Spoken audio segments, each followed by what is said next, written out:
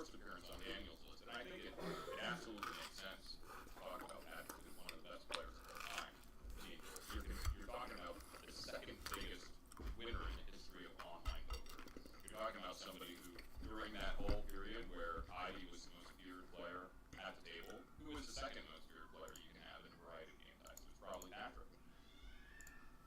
Yeah, well, I have one last thought on Daniel's list before we move on, and I would be very interested to see Daniel flesh out this list to like 20 or 30, because I'd be curious where the more online, newer school guys start to crack the list. Like, I wonder if he has, you know, just a full random name, like a Linus or whatever, at number like 12 or something like that. I'd be very curious to see when he starts mixing in those newer school guys. Yeah, I don't think he has a Linus at 12. Sorry to break to you, Brady. I don't think he has a Linus at 12. That was a very bad example. Very, very bad example. Yeah, I agree with all of you. Alright, so anyway, let's move on to another Daniel. This one's got a little more rolls. Daniel Case's top poker players. Number 1, Daniel Case. Quote, unquote. Number 2, Phil Ivey. Number 3, True Teller, Tim Fakisnell. Number 4, Isaac Paxton. Number 5, Matthew Ashton. Doug, any thoughts on Jungle Man's list here? I do enjoy putting yourself at number 1, especially with the off. I think that really adds a little bit of flexing on top there. I like his list a lot. I think the Matthew Ashton pick is one. I didn't make it, but I think it was a reasonable one. A lot of people had really good things to say about his game. I didn't really meet him in my path in poker at any point, but just time and time again, I think Matthew Ashton has one of the best responses from people I've talked to about his game that have played with him, right? So under the radar, but when people have played with him, good. Very, very good. And even though he wasn't that under the radar, he won the 50K Players Championship in Vegas one year, but consistently, people seem to have him very highly rated. The rest of his list is reasonable. I definitely think that Jungle has a reasonable claim as one of the top players ever. He's played a bunch of reasons here. The case for Daniel Case. First off, he's played an incredible amount of poker. I think since he's turned old enough to play poker, he's been full-time the entire time. Loves playing, constantly playing, always looking for new games. So just the volume of play, he's on track to be in the same category as these older guys that have played their whole lives. So I would say volume, certainly there. Ferocity, in every game he played, he was at least tough, if not just very good. And I think some people, when he started playing live, thought he had a bunch of tells, he probably did.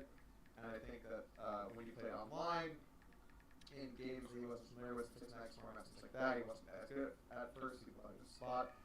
But consistently would improve, would always be learning, has incredible natural instincts for the game. Maybe the number 1 player ever in just instincts. Probably number 1. I don't know who I would put over Jungle and just their instincts in a spot they've never seen before, what's correct, what's not right. He's not afraid to relentlessly fire in all spots. He doesn't just have the spots he likes to bluff. He tries to be balanced in all of them. He's scary to bluff. He's scary to fold against.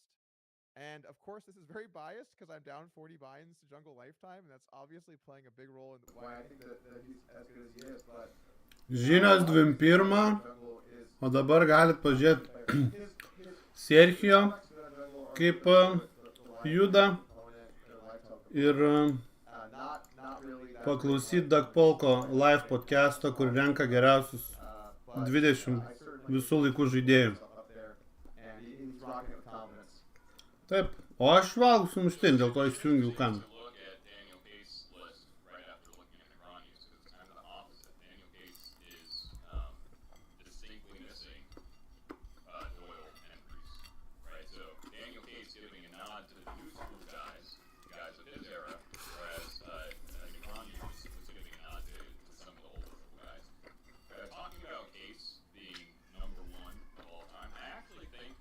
Has a reasonable claim to that. And the reason why, the thing we didn't even talk about with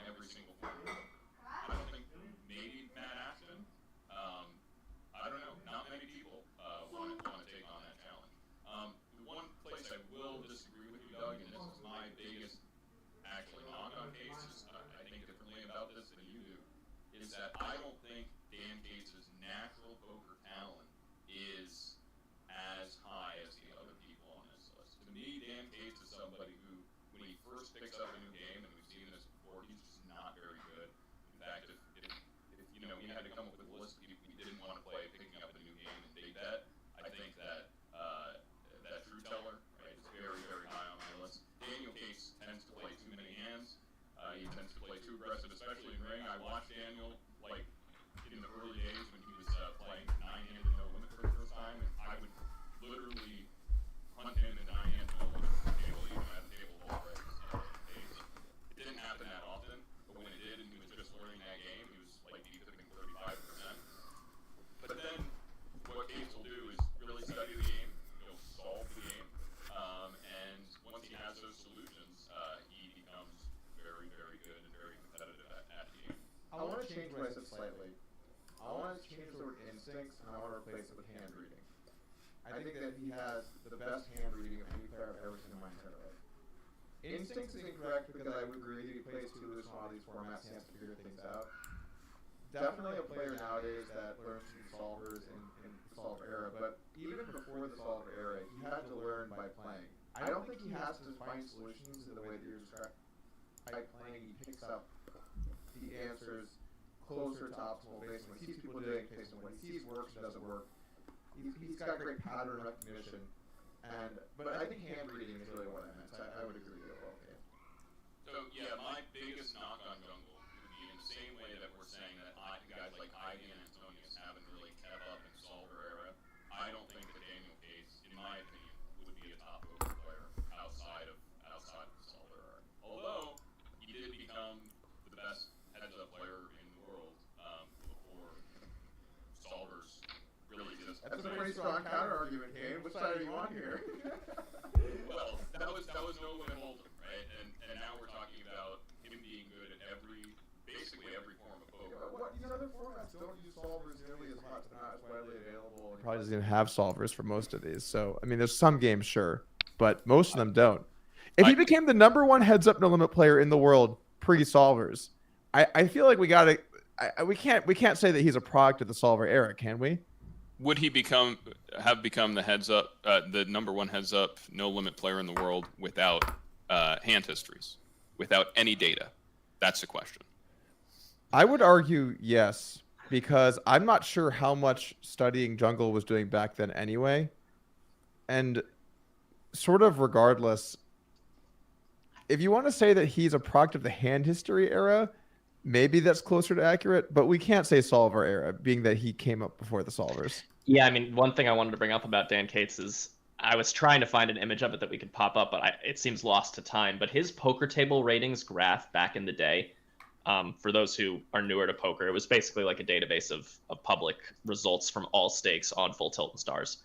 And the speed at which he went from a graph that he was clearly playing like 50 NL heads up, roughly, maybe even like 25 NL heads up, to like within a year or so, he was playing 10K NL heads up, 50, 100, and maybe even higher. It was one of those graphs where the beginning of it looks completely insignificant, but it's actually like hundreds of thousands of hands. And then by the end of the graph, it goes parabolic because he's playing so much higher stakes than he was at the beginning, like 100-fold in some cases. So I think the speed at which he got better at that game, and granted it was because he got a ton of reps in, he played millions of hands, right? I think he really did work his way to that point. I don't think he was, I mean, he'd have to answer himself, but I don't think he was like studying hands. He was super in the lab in between. I think he was trial and error, trial by fire, playing hands at 50 NL, playing hands at 100 NL, playing the best regs, continuously getting better, and then eventually reaching the highest stakes, which is super impressive. You could argue heads up is, you know, one of the more conducive game types for that sort of rise, because you're playing against one opponent. It's a little bit more static in the things you edges learn. Are higher. Yeah, for sure. But it's outrageously impressive nonetheless. And if anyone can find that graph, please tweet it at us, because I would love to see it and share it. Yeah, we also mentioned how Ivy's #1 in online earnings, how Patrick is #2, Dan Cates is #3, which is a very important point. And finally, we talked about earlier, is this guy somebody who is able to compete at the very top level against other top pros, or is he also able to exploit weaker players? And we talked about it in the circumstance of large field tournaments, but I think Daniel Cates is a really interesting example of somebody. This is what I think Dan Cates is the best in the world at. Figuring out what his opponent is doing wrong and just relentlessly taking advantage of it. So Daniel Cates would take people who actually weren't fish, right? They weren't even close to being fish. They were good regs, and he would make them a fish because he would figure out the 1 or 2 or 3 things that they did wrong, right? And he would just relentlessly exploit them. Whereas other players would say, well, I want to stay a little bit balanced here, or maybe my opponent will adjust. Dan Cates' thing was, no. I'm going to keep doing it until they adjust. And I'm just going to continue in every single spot to take advantage of them in that way. Doug, I think you have a little bit of that as well, but is that something that you picked up on when you were playing Daniel? Definitely. Daniel, when you play versus jungle, you'll have hands that are only possible versus jungle, where he'll just get so dialed in on you that you end up in this weird sort of metagame where you both know a thing, and then the hands that can get played after that are kind of incredible. I remember a hand when I was watching the jungle challenge, the Dur challenge from back in the day, where it went open call and the flop was 8-4 deuce and they were 130 blinds deep or something. And the action went check, bet, raise, jam, fold, and jungle just shows ace deuce. And I don't know what his logic was there, but clearly he just knew this is never a good hand. So I'm just going to town with my ace deuce here. He showed the hand afterwards, obviously, for the max pain. So when you play jungle, there's chances that you have hands where if I bluffed and won when the guy called, or hero called and lost, they're both most likely versus jungle, because he's definitely able to break away from traditional hand selection. If he thinks that it's the right play, he'll go for the right play regardless. All right, well, we've said a lot about Dan Cates. So I think we're good to move on, yeah? Unless you guys want to talk about Matt Ashton at all. Great mixed game player. We haven't really touched on him yet. I think we did already talk. I think we haven't talked much about Timofey Kuznetsov, otherwise known as True Teller. I think that's the one that we got to at least talk about a little bit before we move on. So True Teller, we talked about this a bit in the last podcast, but True Teller is certainly one of the best cap players ever, maybe the best cap player ever. Also a very successful online 6-max cash player in both the short formats and in the ring formats. Also a good heads-up no limit player at both cap or deeper formats. Certainly good at ante stuff. He's played almost no tournaments, but he's cashed for millions of dollars in the live tournament scene. He's very good at live high-stakes cash. He's basically good at all of the things. And then he's also played a lot of mixed games. He had a big heads-up crossbook thing with Phil Ivey where he won big. He's played a lot of the mixed games as well. This guy's an absolute stone crusher at pretty much every game that he's ever played. And I would say that he's much more disciplined and sharp at the intricacies of small edges than some of the other players on the list. When True Teller realizes that there's a 0.2 edge somewhere, he goes for the 0.2 edge. And if he thinks it's negative 0.1, he doesn't play the hand. So he's someone that's way more in tune with just small edges. And that probably comes from a cap background where he's used to playing in games where you need those really tiny edges to build your win rate. Yet he's able to seemingly learn any game in the world and play at a top-notch level. Mr. Duck Polk. The mixed games that True Teller plays, Doug, are they big bet mixed games? Because I think True Teller is the best in the world at like the big bet forms of stud and triple draw big bet and that sort of thing. I think there's some consensus there that if there's a new big bet variant of poker based on some game that's traditionally a limit game, like True Teller is the guy you don't want to play. He's played both. He was playing Ivy in the traditional 8-game mix, but he's played all of them. Some more than others, of course, and I haven't been catching up with True Teller the last few years, but as far as I understand, he's played pretty much everything, and he is basically the Ivy of today, and if he's at your table, it just can't be good. Maybe he's gotten softer over the years. Maybe it's not what he once was, but it would be interesting to see what someone like a Linus would say about a True Teller in today's day and age. Well, if anybody wants to play True Teller at massive stakes, he's sitting the highest stakes games in the history of online poker right now. So, and he doesn't get too many challengers. So I do think that your point you made about him being modern day Ivy is correct. You know, I think True Teller's you know, one of the best players of all time. In my opinion, if today we invented a new form of poker and just dealt out the cards, the True Teller is the one guy I don't want at my table. I think that he's best going to be able to figure out approximately what hands are strong pre-flop, what hands to VPIP, where to bluff. I think he's going to be able to figure out those sort of things faster than just about anybody. And before we move on to our next players list, this podcast is brought to you by CoinFlex. CoinFlex is a cryptocurrency derivatives exchange and is the home of crypto yield for people to both trade and earn crypto. We have exciting news to share today. CoinFlex is coming to the U.S. with CoinFlex.us, the only place to go where you can earn interest every 8 hours with Flex USD. Flex USD is a revolutionary stablecoin that is fully backed, independently verified, and pays interest every 8 hours. No staking or lockups required. You can convert Flex USD with Flex USD 1-to-1 with US dollars at any time and start earning interest wherever you hold it. Whether it's in your own CoinFlex.us wallet, your MetaMask, or even in cold storage, you'll be getting paid every 8 hours.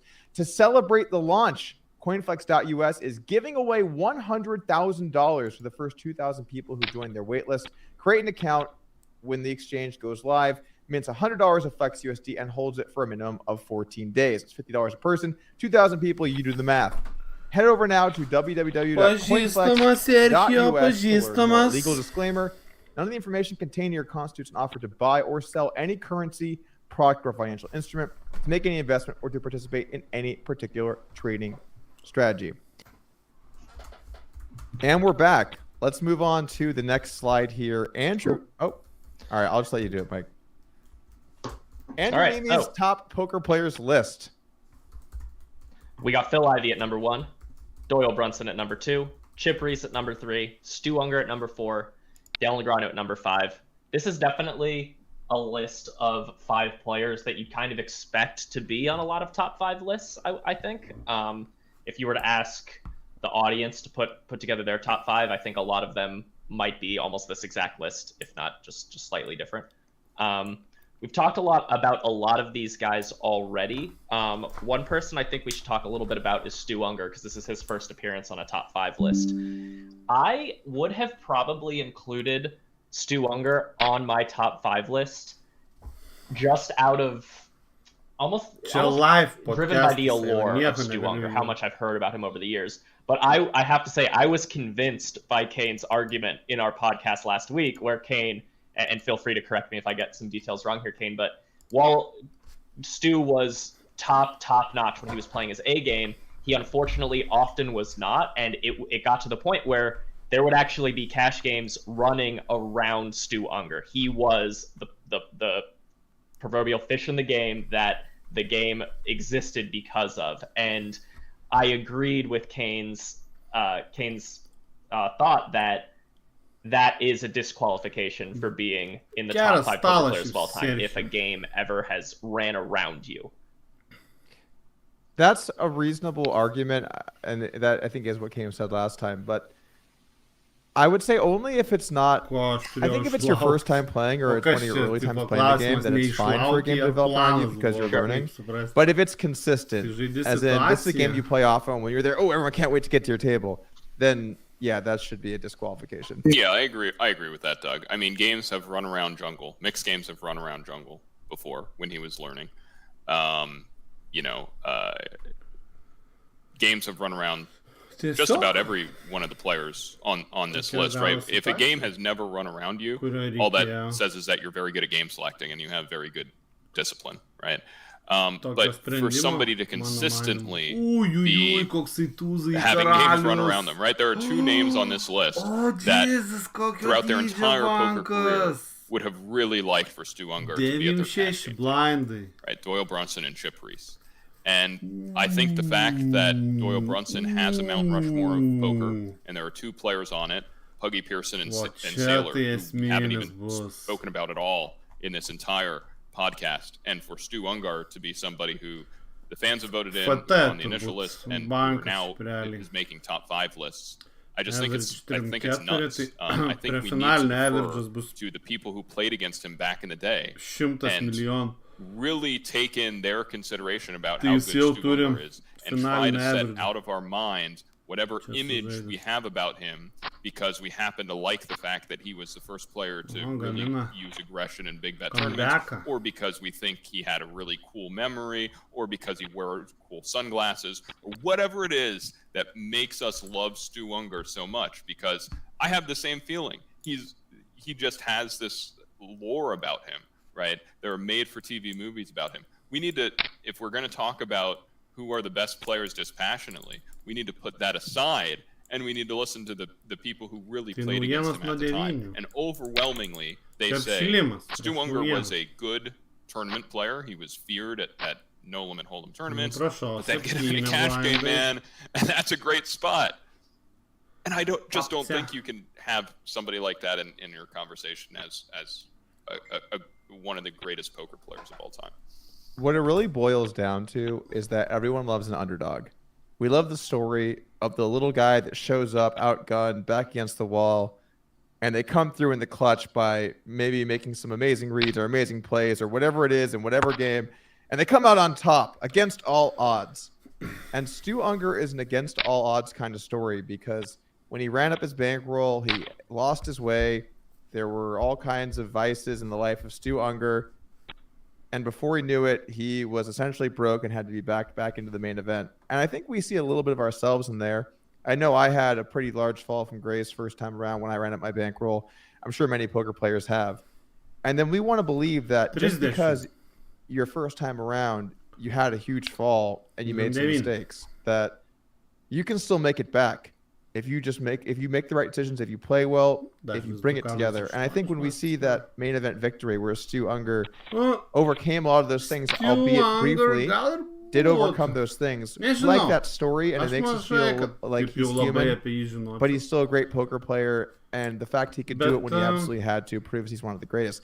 I think that's a very compelling storyline, and that's why we see Stu Unger on these lists. But if it is as people have been saying from that generation, and it would be great to just talk to even more people from that generation where games formed around him and he wasn't much of a cash game player, he wasn't a good cash game player, and maybe there's a reason why he was broke more often than he wasn't.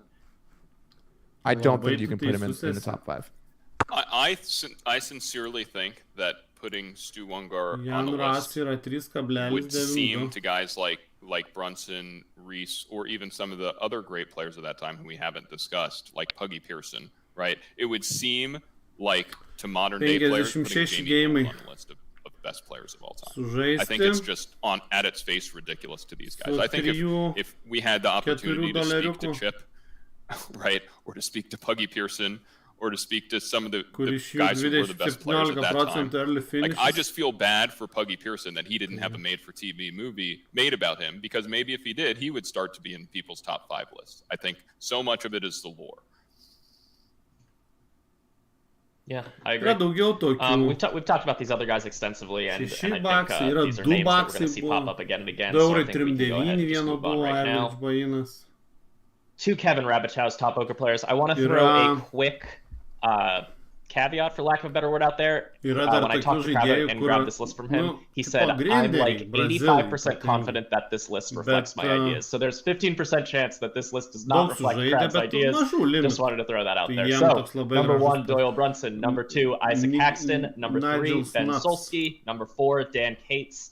Number 6, Stu Unger. Number 5, Stu Unger. Number 6, True Teller, and number 7, Phil Ivey. First time we're not seeing Phil Ivey at number 1, I believe. What jumps out at you? Maybe it's that, Doug. We saw that with Dan Cates as well. He had Dan Cates number 1. Of course, how could I forget? Well, a lot to talk about with this list, which is nice.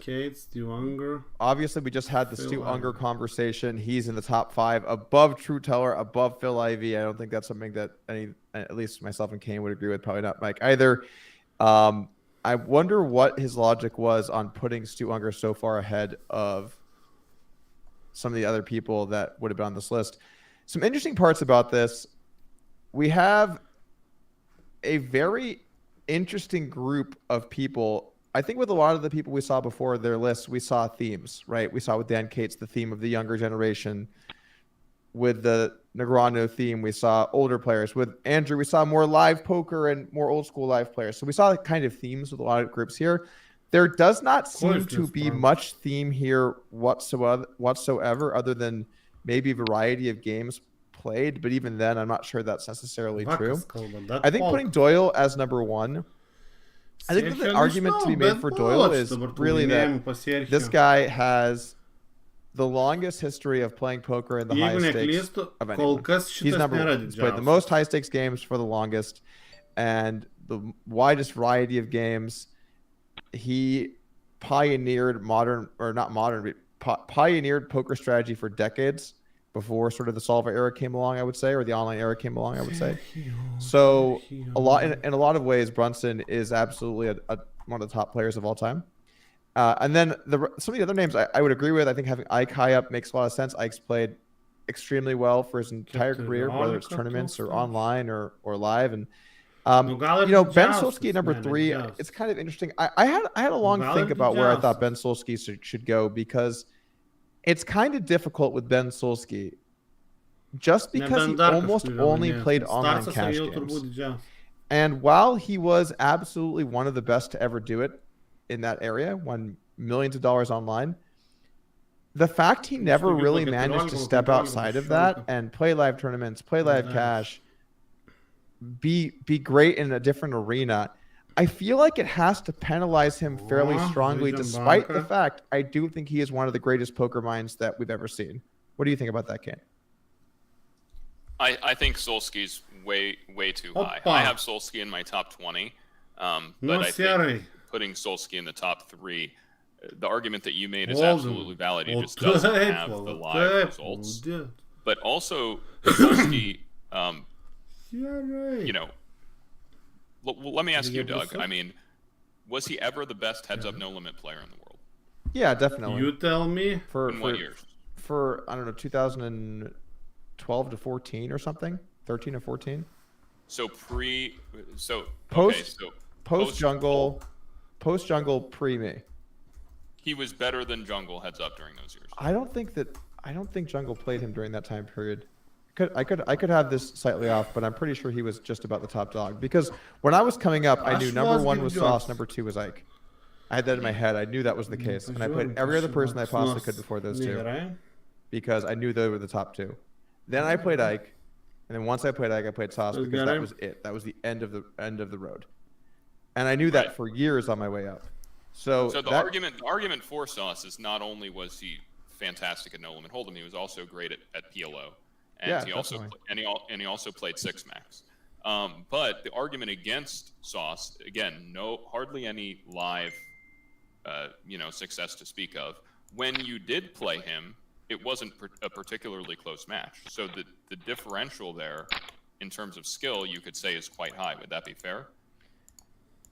Yeah, that's certainly fair. But while that is the case, a big reason that it was like that, I think, was that he got the number 1, and then there's a huge problem with being number 1 in heads up, because when you get there, it's over for you. That's it. And now how it works is you either coach and stake other people to play, like I did, or you move on to other games and you become great at those, like Ben did.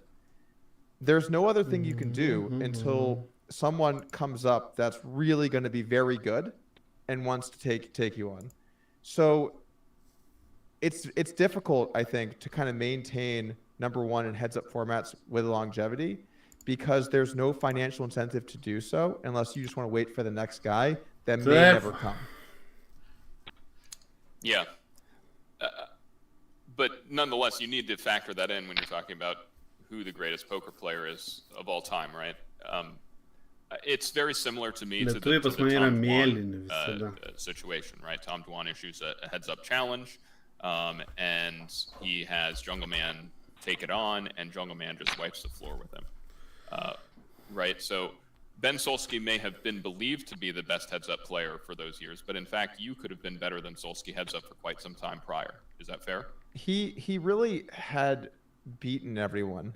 And I think that you're downplaying the victories that he had over all of his opponents.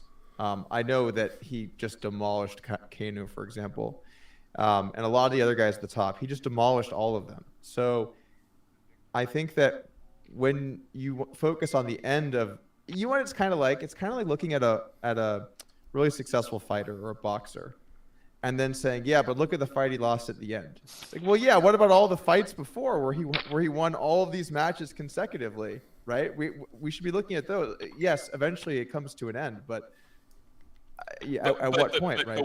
The way it comes to an end, or the severity, right, is what I think it would be different if you and Sauce had a very close match and you ended up winning $5,000 at the end and barely edged him out, versus it being more of a bloodbath, right?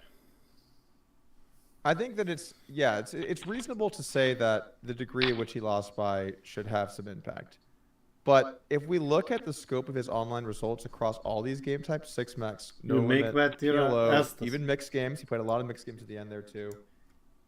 He was a strong winner in all of them, and that was exemplified by what his results were like online.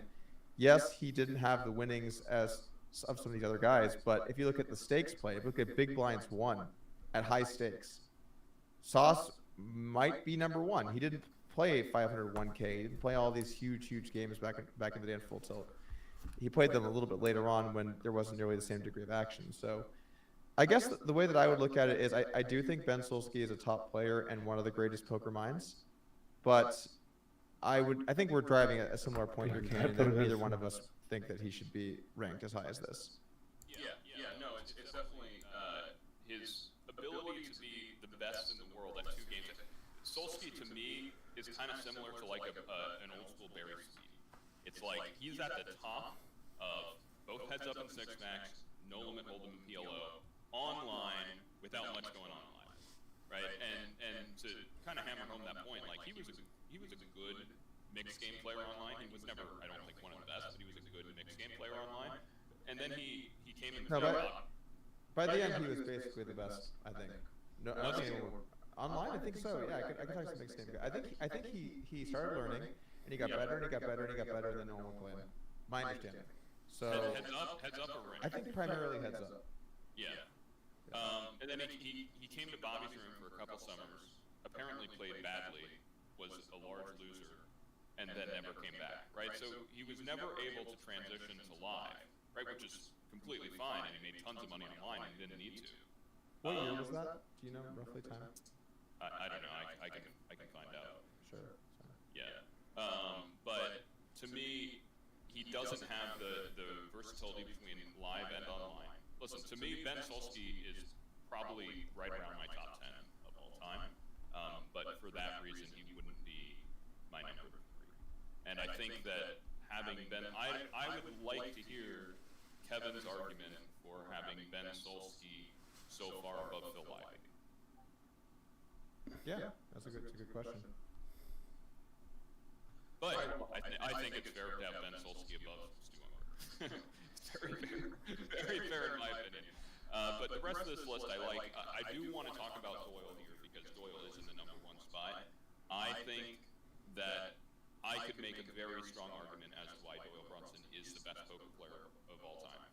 If you want to talk about longevity being one of the factors that plays in here, Doyle Brunson just has to be number 1 on longevity, right? I don't think anybody would argue that. Even to this day, Doyle Brunson might not be as dominant at his game type, which is really cash game mix, as Eric Seidel still is at tournaments, but there is a big age differential between Doyle and Eric Seidel, right? So if you put Doyle back into Eric Seidel's age, he probably was that dominant at those game types. Doyle is still considered a very, very good player in some of the mixed games that he plays. Like, I don't think people will play Doyle heads up or ass, for example. And then Doyle probably is the number 1 winningest player in the history of public cash games. That has to say something, right? If we're giving Ivy a bunch of credit as being the biggest winner in dollars on online poker, and we're giving a shout out to Patrick for being number 2. We're talking about Dan Cates being number 3. Doyle Brunson, there's pretty strong consensus that he's the biggest winner in the history of public cash games in poker. Strong argument.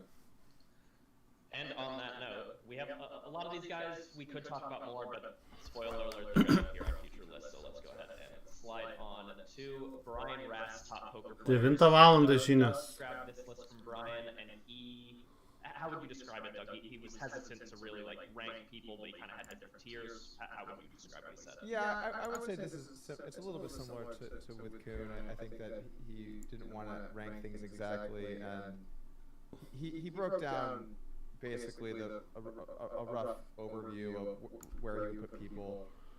I think that we can kind of see a lot of similarities to the other lists here. The top tier, Doyle, Phil, Ike. Ike in the top tier with the other two, which is somewhat interesting to me to put him there as well. The next tier, Chidwick, first appearance from really a designated tournament pro, which is actually kind of interesting. Maybe I should ask him a little bit more about why he thought Chidwick would make it there. I will say that a lot of tournament players seem to say that there is no doubt in the tournament world everyone thinks Chidwick's #1. I heard that from a lot of tournament players. I'm not sure if that's as recognized at the absolute top, but I heard that from a good number of players to the point where it seems to be at least in the thought process for who's the best player today, that it would be Chidwick. So maybe that's why he's #1. Then he should be in the conversation. And then the honorable mentions as well: True Teller, Opie, and himself. Which you got to give yourself an honorable mention. I will give a shout out to Rast though. We were talking about biggest snubs before. I didn't really think about it, but Rast was a huge snub. Rast has played really high stakes games for a long time, very successful. You know, it's one of those things a little bit, it's not really as bad as the Opie story for me, but by the time I was playing versus Rast in live poker, I think Rast was viewed as kind of spewy and somewhat bad in tournaments, where he would be getting it way too light versus people where he just wasn't getting anything good. There was one or two hands I remember specifically when I first started playing with Rast where I thought, oh my god, this guy is just spewing massively. But I think that it's just one of those situations where because I came across him at that exact point, it skewed my view of Rast. This guy is definitely one of the big winners from poker. He's played in a lot of great games, a lot of huge games. He played the big bet mixed consistently in Vegas. He was probably the best player in that game, one of the best players, but wasn't Rast. He played that for at least a year or two while that was running. Played a bunch of other stuff. I know he's played a good amount in Bobby's room and all these other places. So I definitely think that Rast should be getting at least some acknowledgement. And then if you look at his tournament resume, he's won a lot of tournament stuff too. I think he won the 50K Players Championship. He also won the Super High Roller Bowl. So tons of big wins and a very skilled player that I think realistically should be in the top 20. Yeah, I think Brian Rast was a pretty huge snub who we didn't mention last time. I completely agree. Rast is in my top 15. I think where Rast ne top, va, kaip jisai sudėliojęs. He has over $24 million in live tournament earnings. One of the winningest live tournament players. He's playing. Aš jaučiu jo, Ashton rinkčiau, tipo jaučiu top žaidėjai. Not only big bet mix, but also Taip kaip ir pagalvočiau. He's constantly Gyvas. Considered one of the best players there. So I definitely think we should have Rast on that list. An interesting, I think, non-honorable mention by Rast, given all that, in my opinion, is Scott Seaver. Because to me, Rast and Seaver have a lot of similarities in that way. They have a very similar dollars won in live poker tournaments, similar number of bracelets won. They both play Bobby's Room almost full time. They both had online success before going into the live scene. Some other things that are interesting about this list, as you mentioned, Stephen Chidwick. Chidwick, you got consensus, Doug, that he is the GOAT in live MTTs in the high roller circuit. I also did a little research since our last podcast. Stephen Chidwick does play mix. He does play mixed tournaments, and he's very thoughtful in these games and plays them well. So that definitely influenced my impression of Stephen Chidwick and put him higher up on my list. I wouldn't say that Stephen Chidwick has yet cracked my top 10, but it's possible as I dive deeper. I mean, his poker mind is obviously amazing. It's possible that if I dive deeper and learn more, about just how competitive he is in these games, and it would be great to get Rax, who regularly plays these games, opinion on whether or not Stephen Chidwick is in fact competitive today in a number of different game types. Paskutinis Sieras yra 22 žaidėjai likę. 26K garantuotų.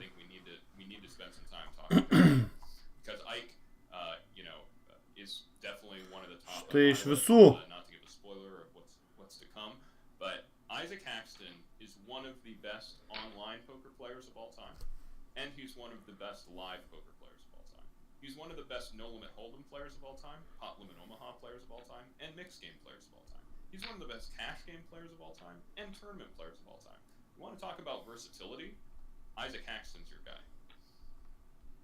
And over basically his entire adult life, he's still fairly young compared to most of the people on this list, so a lot of room where he can grow into it. If we had to compare anyone that's in the older generation at the age that Ike is today, where were they at? Undoubtedly, Ike is extremely far ahead of all of them. I mean, I don't know who the people would be that would be close. Maybe a Negreanu-ish, but so much more impressive what Ike has done today. When I was making my list, I also had a lot of respect for Ike, just because there are so many games that I consider to be a good player in, where you do not want him at your table with no limit, PLO, cash games, tournaments. And there might be points where Ike, it's a little bit similar to Ivy in a way where there aren't many types where Ike was number one, or many game types where Ike was the guy. But he was just always a very good player in all of these games, to where he was pretty much always bad to have at your table, regardless of what game it was. Also, and this is my bias, I talked about this at the start of the podcast, and we all have our biases when we look at different players, what makes them good. Liena krito. Coming up in the online era where Ike had already made it to high stakes and seeing Ike play a lot of these games before, Netikėta kulerį turbūt gal. How much skill he had to have in order to be able to do that, to be able to play these games at a high level. I've played a lot of heads up versus Ike. Likę yra 22 žaidėjai. Tournaments versus Ike. I've played Ike in a lot of formats, and in all of them, Ike was between pretty good to very good. So I think something has to be said for someone that is consistently good at all of these formats, and came up in the modern era where this guy obviously started with nothing and built everything from poker in games where it was a lot more difficult than probably some of the people that came along before him. When you were playing Ike in Heads Up No Limit, did you consider him to be around a similar skill level to Solsky? It was kind of.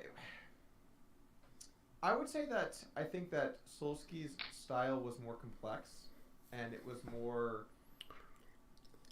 It was. I'm trying to think about how to say this. Solsky was doing. Dabar jau reikia sėkmės. Jack Tenas sugrūdo tokiam spote. Turim tai, Regas. Tokiam turė, tokioj. Tiek turėdamas sugrūdo Jack Teną. Tu openina žuvis iš early pozicijos. Nu tu jokauji. Tai ar tu jauti kokį turnyrą žaidži? Pėsė, ble. Tu jokauji. Tai jau ne pats žaidė. Standard backing. Maybe different strategies. So maybe he would have an hour or two where he 3-bet you a lot, or 30 minutes, and then he would seem to go through this fit of calling. And if I filled 100 hands, it seemed like he would definitely. I don't know if he was building in which going back the other. I'm not entirely sure, but. Yeah, I remember talking to you about that at the time, playing Ike, because you almost felt like he had. Nėra greito kolo, jau gerai. Visada gerai, kai negauni greito kolo. Fold. Oi, kaip gerai. Oi, kaip gerai. Idealu. Idealu čia. Kind of figuring out where in the game tree you can take advantage of that.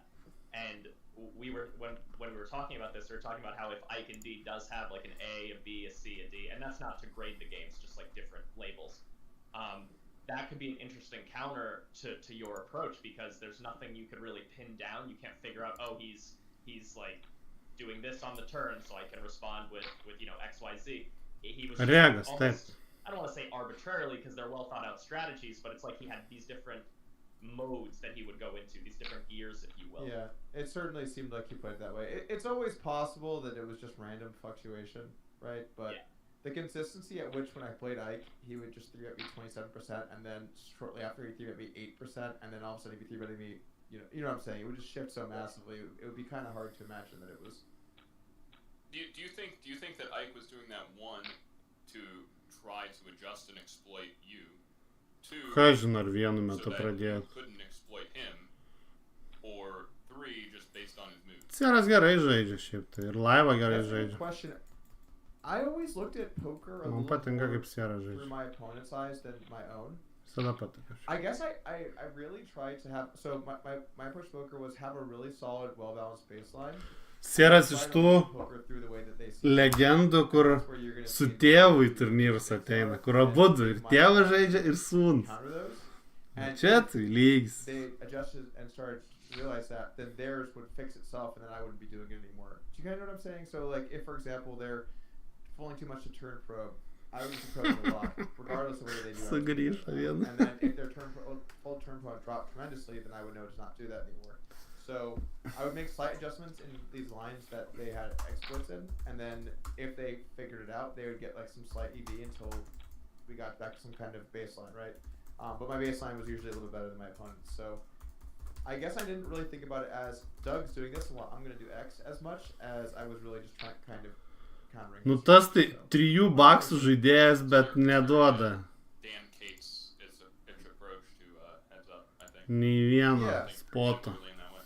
We were on the same side of things. It's kind of funny when I look at what my identity has become, especially with YouTube stuff, where it's I'm the guy that talks about strategy and especially solver stuff. And this, I never used a solver before 2 years ago, and I had my own theory on things, right? I had a good base. Visi geriausi pradėjo nuo karalių. Very much an exploit player. I figured out where the game should Lietuvos pokeristų kalvė yra karaliai. to make sure that I punished you as hard as I could in all these lines you suck at.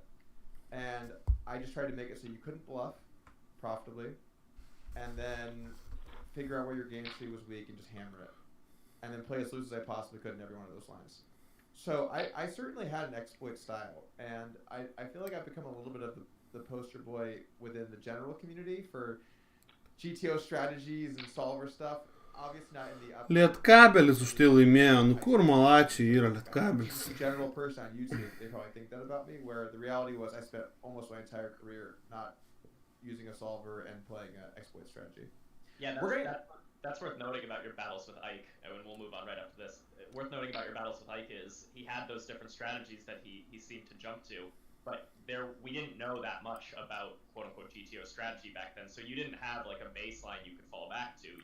You had your baseline, but it wasn't this really, evidence-based strategy that, was influenced by modern tools like we have now. So that's what makes that strategy like a little more viable. I think these days, doing such a thing where you just like kind of switch strategies on a dime, it probably wouldn't be quite as valuable. And on that note, let's go ahead and slide over to Chris Kruk's top poker players. Starting at the top with number 1, Timofey Kuznetsov, that's True Teller. Number 2, Phil Ivey. Number 3, Isaac Haxton. Number 4, Michael Thuritz, that's Chow Ren. Number 5, Jonas Malls, OTB Red Baron. Number 6, Doyle Brunson. Number 7, Linus Loliger. And number 8, Daniel Granu. This is definitely more of an online heavy list. The first appearances today of Michael Thuritz and Jonas Malls, who are both two of the most dominant online players ever. Michael Thuritz, according to a lot of people, might be the biggest winner in the history of online poker, and he's been doing it for a long time. Jonas Malls, I think everyone knows OTB Red Baron, was the top 6 taip. player for a long time. Be baimės irgi pradėjo nuo karalių. What jumps out is that Mustache Ike is not in my top 5 Ikes. But past that, I like these players. I think that Mikhail Thuritz is someone that you have to consider very strongly for your top 5.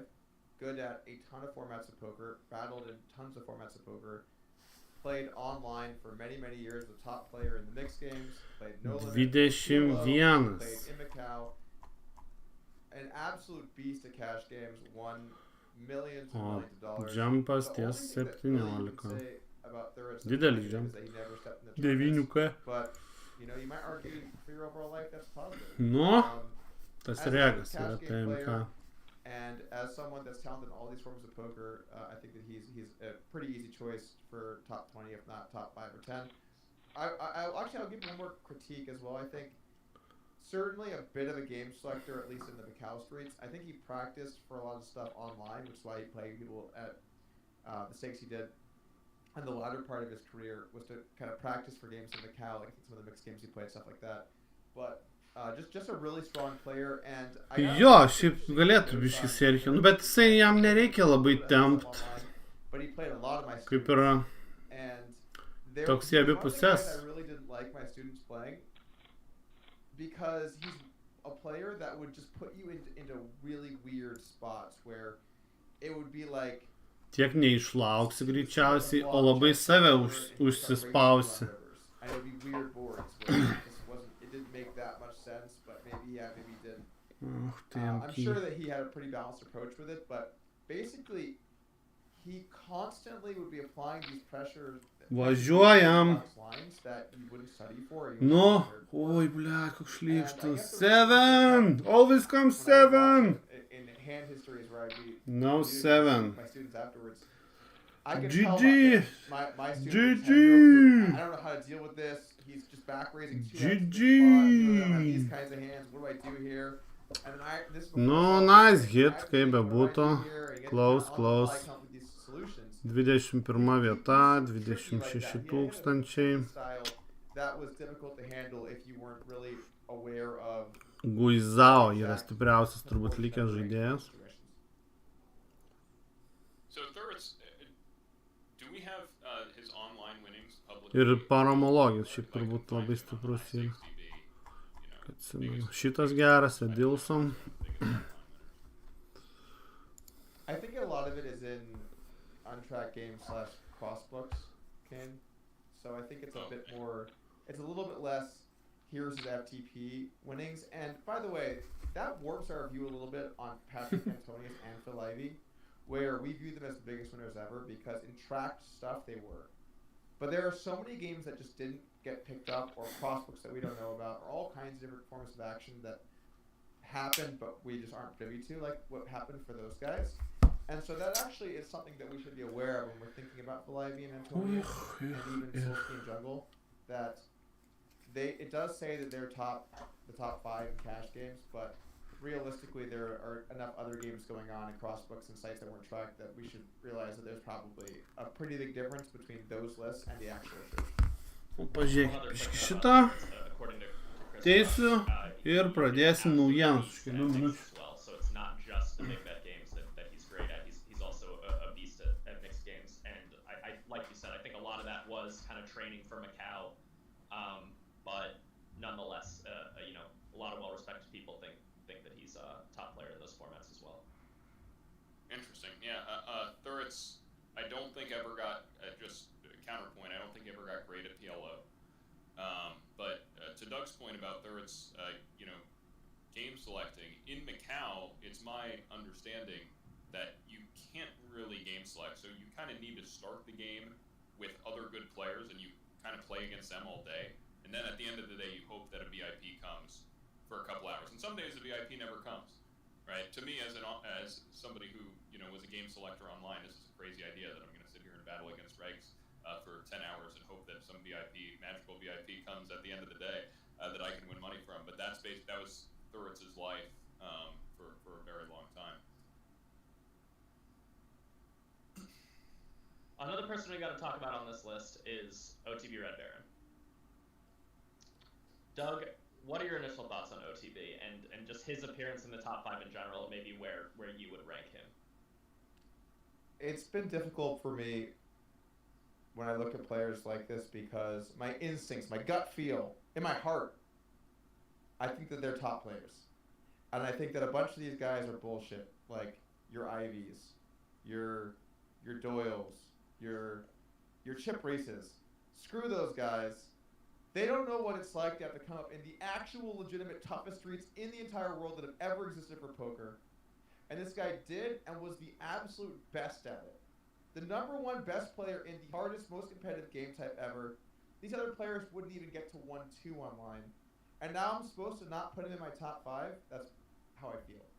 But then I talk myself off the ledge, and I think, okay, he hasn't played live poker. He's not been successful in other formats. He didn't do well online in other game types.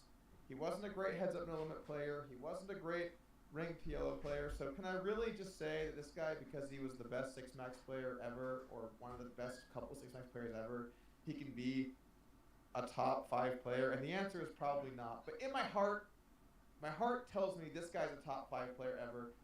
Fuck a lot of these other people for even being above them, because they're clearly worse than no-limit hold'em. The Cadillac of poker.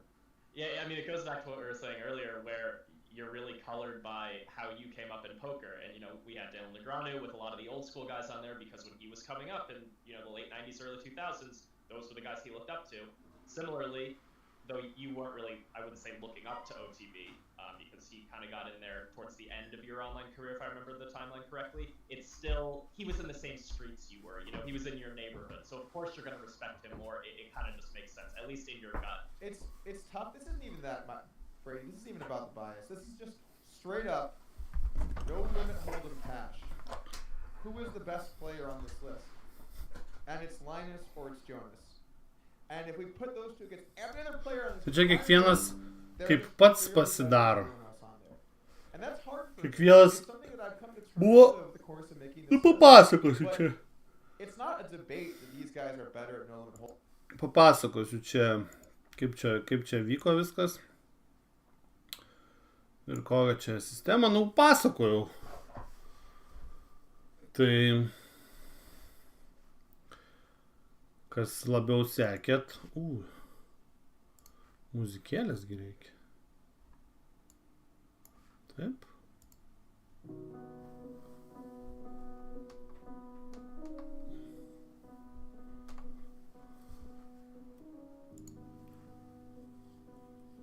Taip, pradedam.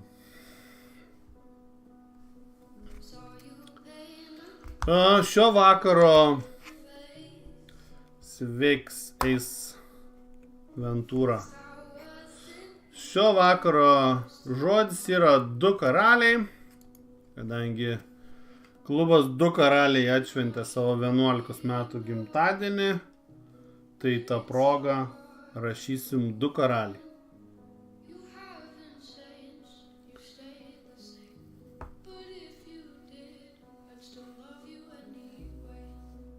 O prizai kaip tradiciniai.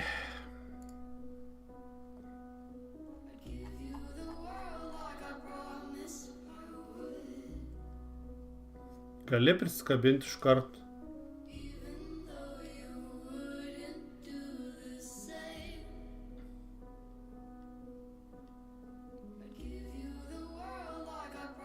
O ką dėl Olimpikos Spring Series? Ką tu nori prisikabinti?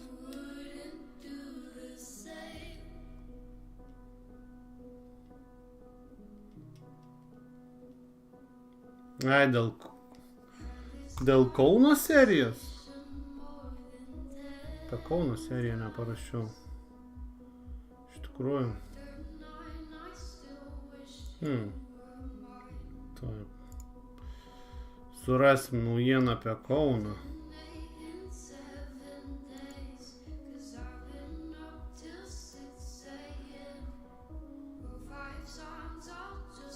Kosmotogorinis. Džagara taip neveiks.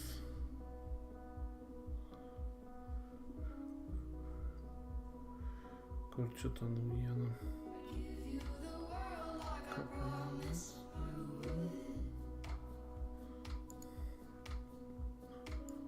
Kalbėsim atskirai.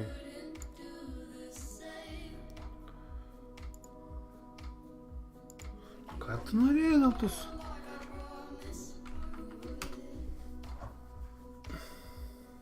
Jo, senai jau naudojam. Kas tas Spring Series? Kad bus pavasario serija? Ką tu čia nori iš manęs?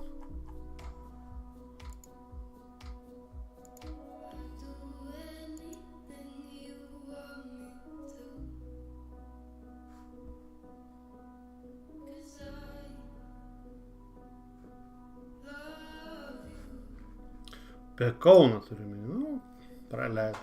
Šiandien su Marijum šnekėjau, tai kažkaip tai neužakcentavom.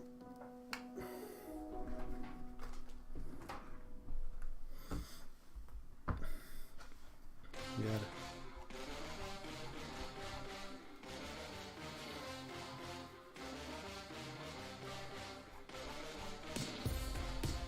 Tai pagrindinė naujiena tai apie, kad vyks Vilniuje specialus satelitas į Patrick Antonijaus Poker Challenge. Tai čia tokia naujiena, apie ją mes šnekėjom. Tai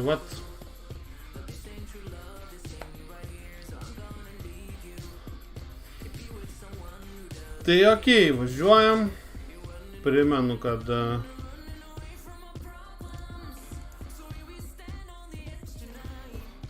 rašom 2 karaliai ir važiuojam. Tai lietuvišką Sandy milijoną vakar laimėjo Brog, kaip sakė mūsų BetSafe Regas. Kaip sakė mūsų BetSafe Regas, tai jau laimė ne pirmą kartą. Eilinį kartą, pavadinkim taip. Liūdna tai, kad nesurinko garantijos. Bet, aišku, labai buvo akcentai į kitus turnyrus tokį sekmadienį, bet still. Žaidėjų buvo mažokai. Tai... O rezultatai yra taip. Brok, Žiobris, Rokis, 7-10, Tadauskas, darysim. Tokie pastovus. Rokis, darysim. Dainius Šalengava buvo išbėgęs į aikštelę. Auris, Ingrid, Siaubūnas, Magalufa, Aurimas, Nokautas, Giedris, Artus, Tigeris, Čikipau, Jėje. Ten 9 likai. Irgi nesiklosti šitas semas. Dabar už taimautintas yra. Tai jo, dar prieš tai, kol pradėsim pasakoti apie vyksiantį satelitą, tai dar Kaunas Spring Cup rezultatai. Tai šitos turnyrus 2 buvom apžvelgę, pirmus 2, o paskui vyko kiti 110 turbo. Kang Juiko iš užsienio, Edgaras Rajauskas, dažnas žaidėjas, Davidas Klaselis. High Roller turnyrą laimėjo Andrius Kozlauskas, 3 žmonių čiopas įvyko. Sergejus Jakovlevas, Kazimieras Ramaška. Omahą laimėjo Gediminas Bartkus. Progressive knockoutą 220 Vytautas Ryškevičius. Ridas Bitauskas liko 5 iš tokių įdomesnių.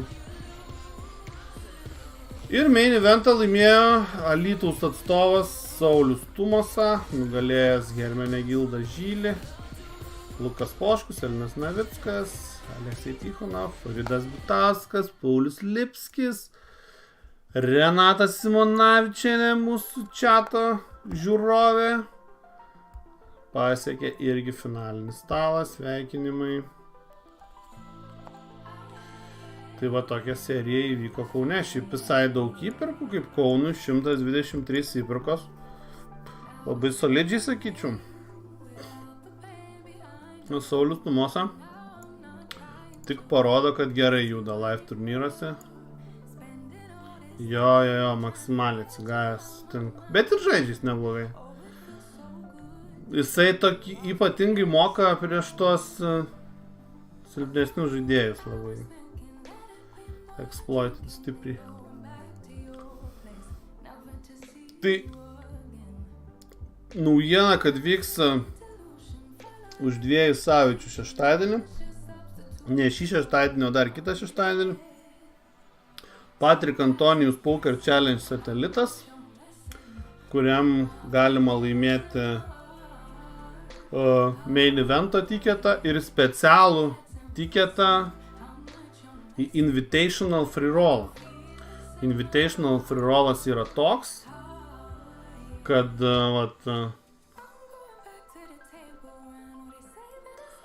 where you can have a chance to play against Patrick Antonius. Think you can defeat Patrick Antonius in heads-up battle? Vienas žaidėjas, kuris laimės free roll, sitengo kažkoks.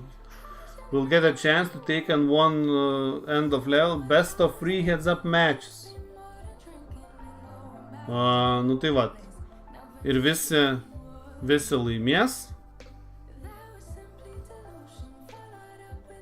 Mažai čia, kaip suprantu, žaidėjas. O čia bus Flop GTP Premium Membership for Participants. 1-on-1 training sessions with Patrick. An exclusive weekend coaching and live poker trip to Monaco hosted by Patrick. Čia žodžiu labai...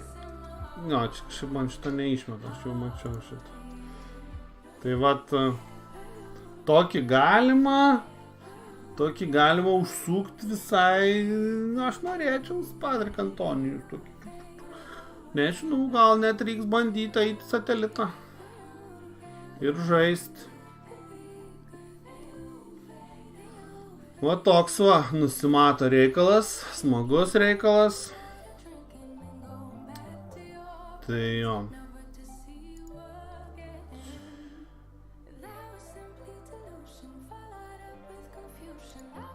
Va taip.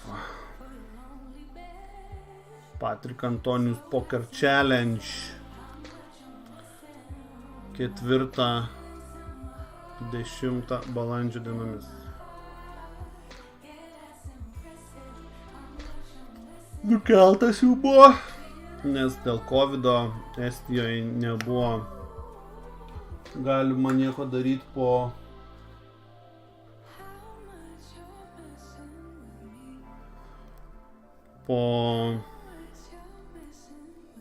11 iki 11 visi activities.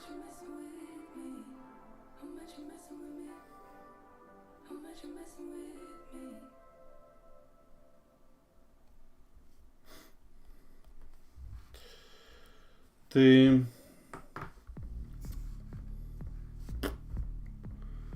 tai nes Lietuvoje visai kitokios sąlygos negu kad Estijoje rengti.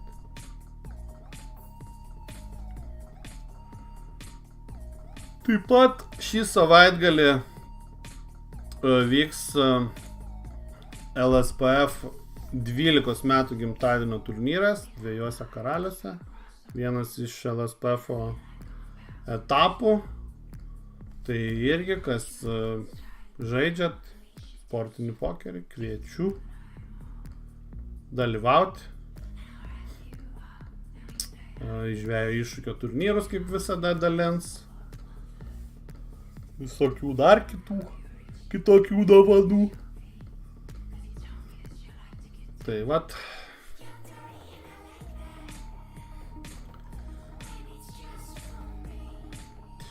O praeitą savaitgalį, tai palauk, kelintadienis čia buvo, penktadienis, ne? Jau nebeprisimenu kelintadienį. Penktadienį. Praeitą penktadienį įvyko ir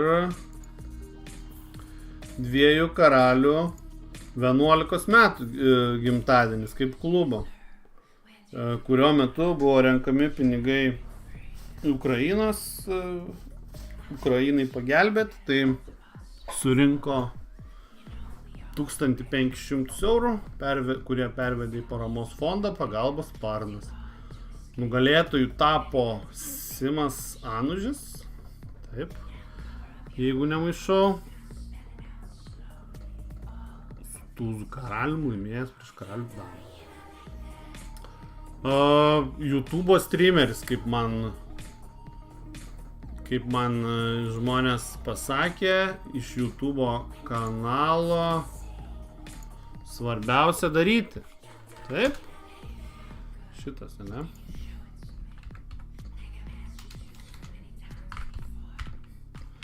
O, svarbiausia daryti. Taip. Šitas 55 000 prenumeratorių turint streameris. Jo, svarbiausia daryti. Tai smagu, kad žaidžia pokerį. Labai smagus buvo turnyras, aš pats buvau, kaip buvo ir kiti šio čato dalyviai. Tai žiauriai gera nuotaika yra tam sportiniam pokeriui. Tai labai žmonės džiaugiasi to pokeriu, tai labai smagu šį buvo. Labai buvo, only positive vibes buvo. Šotukai liejosi laisvai. Gera nuotaika liejosi laisvai. Žodžiu, viskas buvo very fine. Very fine. Tai jo. Sveikinam nugalėtoją.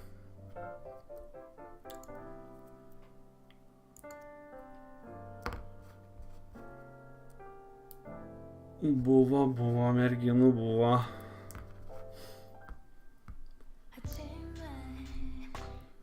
Buvo. O ko tai? Jei nežinai, tai ir nepakliūsta. Pakliūsi, taigi atviras turnyras, kas norėjo, tas ėjo. Nebuvo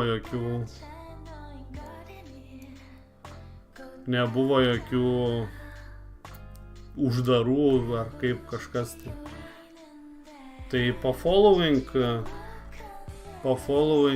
Facebook'e 2 karaliai sportinio pokerio klubas arba Lietuvos sportinio pokerio federacija ir pakliūsi į visus jų turnyrus. Aš nežinau, kokia ta reklama galima.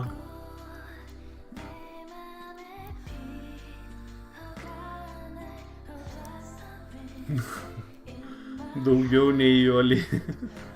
Na, čia, žinai, nuo skaičiaus priklauso gėrimų labiausiai.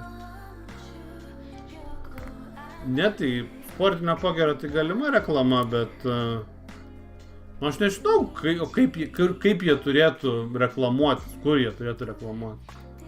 Man atrodo, kur jie prieina, ten reklamuojas.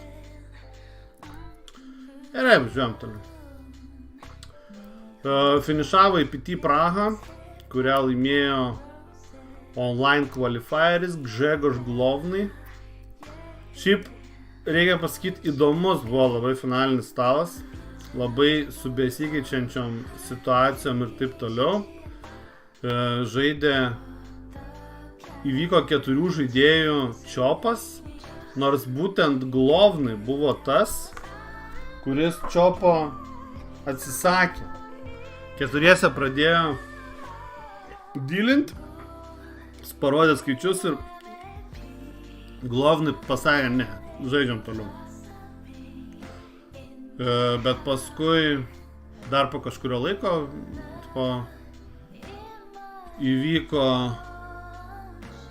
įvyko čiopas. Nu tai, nors daugiausiai gavo Gabion Kim, kuris paskui iškrito 4, tai jis pirmavo tuo metu ir turbūt geriausiai žaidė. Šiaip Główny pakankamai sekės.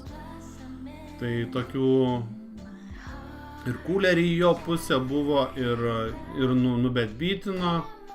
Negalim sakyti, kad blogai žaidė. Neblogai žaidė. Iš šitų 4 žaidėjų turbūt Gabion Kim žaidė geriausiai. Tada gal Główny ir tada, šitie vienodai ne super gerai žaidė, pavadinkim taip. Tai jo, lenkiška pergalė. Laimėjęs satelitą.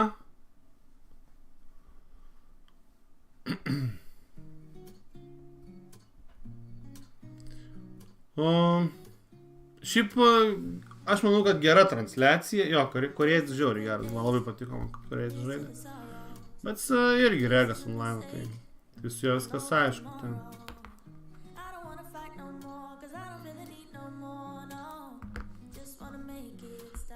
Jo, laimėjęs, Glovnai laimėjęs su Išdžeku prieš Įskingą. Nu, ką darys?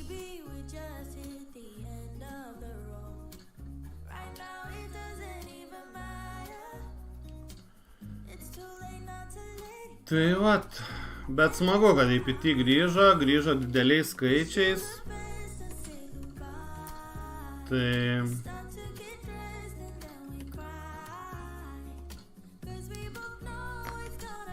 Geri laikai live pokerio laukia.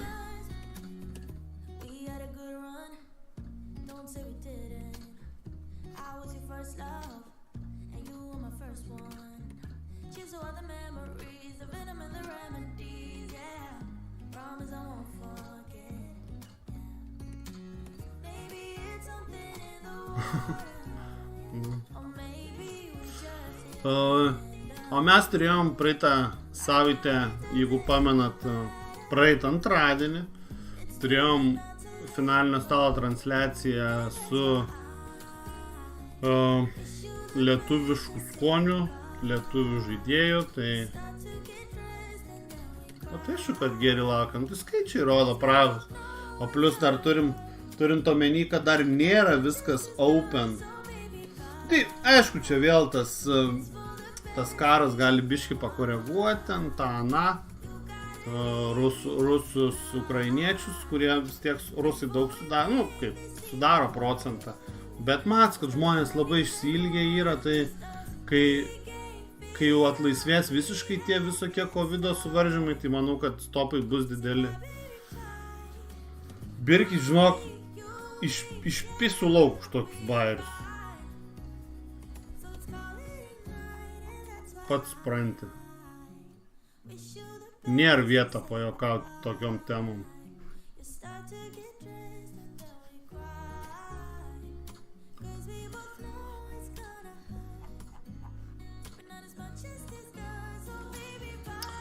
Tai, jo, tai turėjom finalinį su No Way Matučikinu, matėt ir pokalbį su juo. Laimėjo Ashton, atlaikęs Adamo konkurenciją.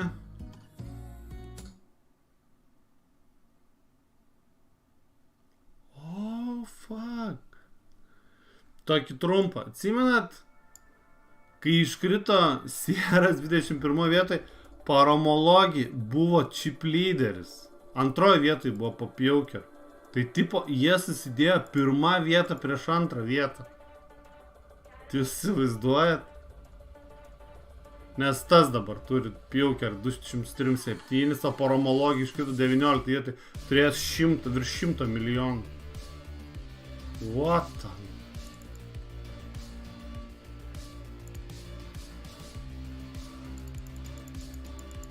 Gaila, nėra.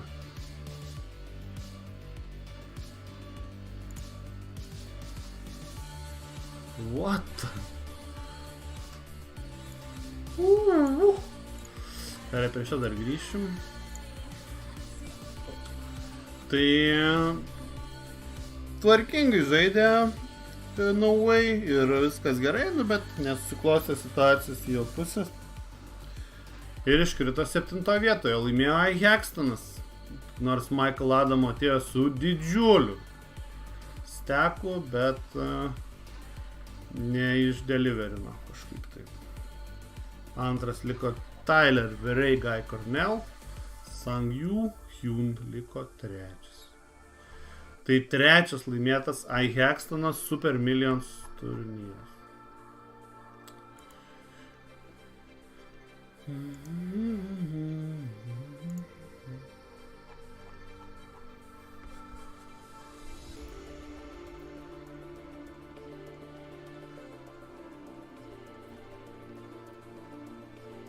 Sieras. Sveikas, Sierai.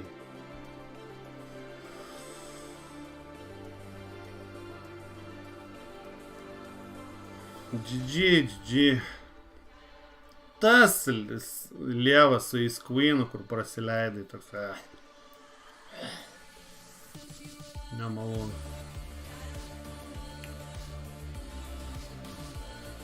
Tai jo. Sandy Million apžvalga. Tai šiandien dieną atėjo 38 žaidėjai. Didžiausia žvaigždė obviously buvo Lena ir Sergio 17. 2 žvaigždės. Gaila, kad abidvi jau paliko aikštelę.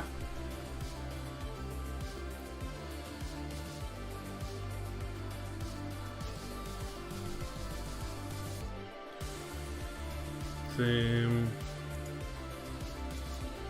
Nu, palauk, žiūrim.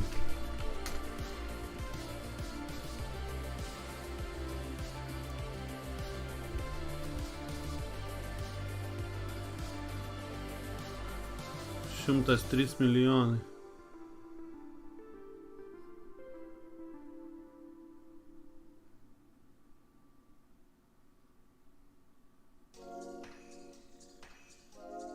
Matai, jie su kortom rodo.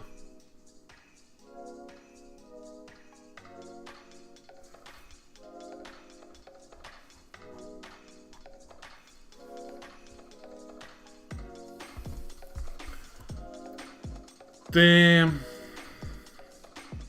jo, turnyras surinko garantiją. Buvo ir daugiau lietuvių padypinusių. Šimtukė buvo, jeigu neklystu, 3 lietuviai. Hoksutor.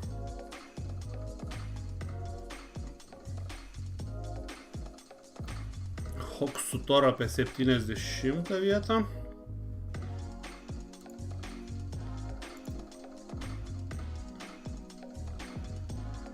79 ir Cements 91 vieta.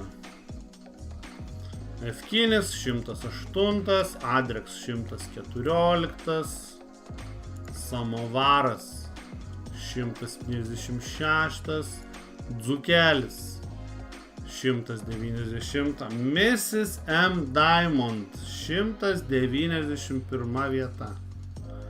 Prašau, koks gražus pasiekimas. O, va, dar Cement Zord irgi, žiūrėkit, yra iš, kuris Labarum dar 104.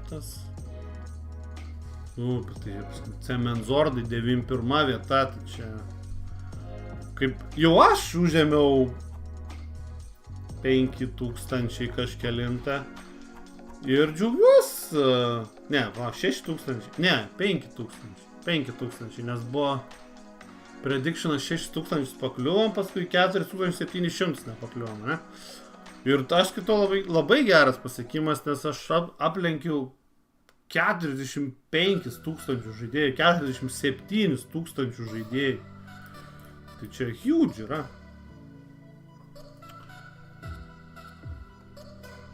O, kaip Liena iškrito, pažiūrim.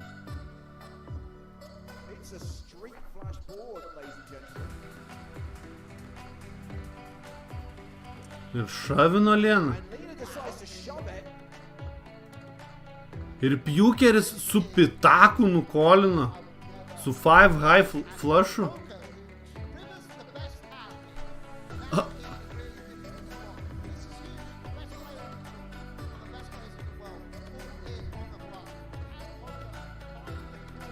Are you fucking serious?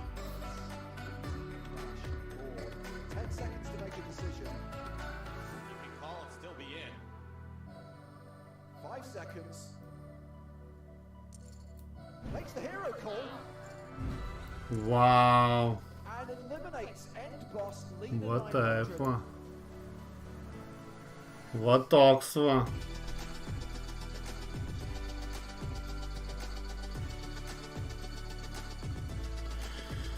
Nu, man irgi lygiai tas pats buvo. kad realiai foldinau, žiauriai handų negavau antrą dieną, visiškai.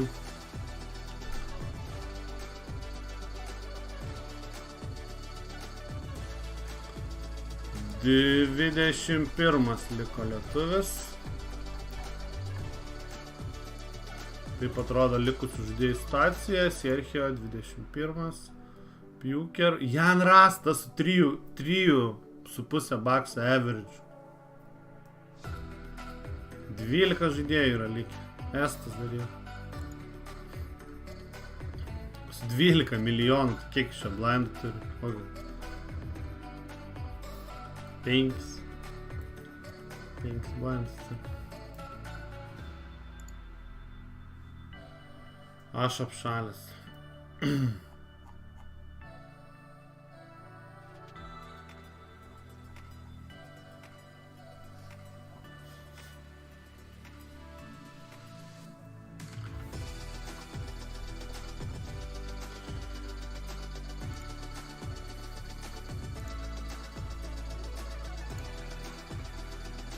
Pokerio reikia atsijungti.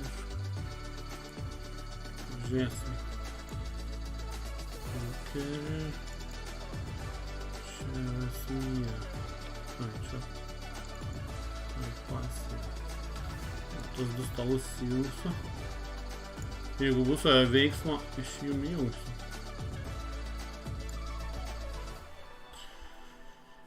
O, 9 yra Starsų nacijai. Tai va, tokia situacija kol kas.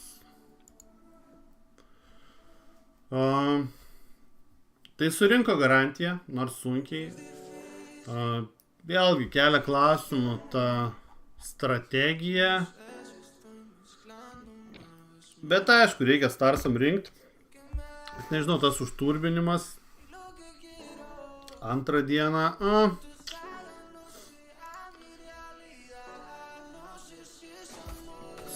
Sunkus toksai, sunku paaiškinti. Nu, bet...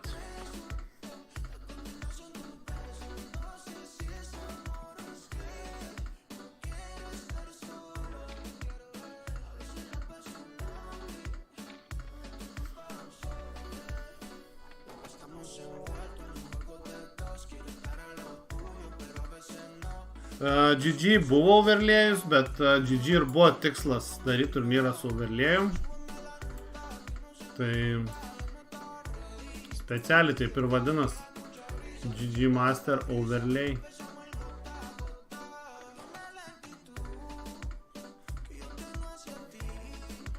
Čia dar yra. Tai jo, toks tas Sandy milijonas, gaila be lietuviško, finalinis be lietuviško akcento. Tai GG Masteris surinko 33 133 entries. Turint omeny, kad buvo frizautas ir neleido reentrinti, tai čia yra huge skaičiai. Nes va paimkim tą patį Starsus, tai jie surinko tiek pat. Enter 33 000, tos pačius 33 000 enter. Nors 10 milijonų garantija, dvigubai didesnė garantija.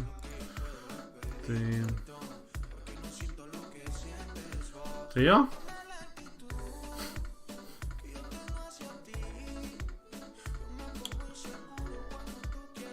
Laimėjo Sir Duck iš Albanijos, neaišku šiaip iš kur, žinot kokia ta situacija su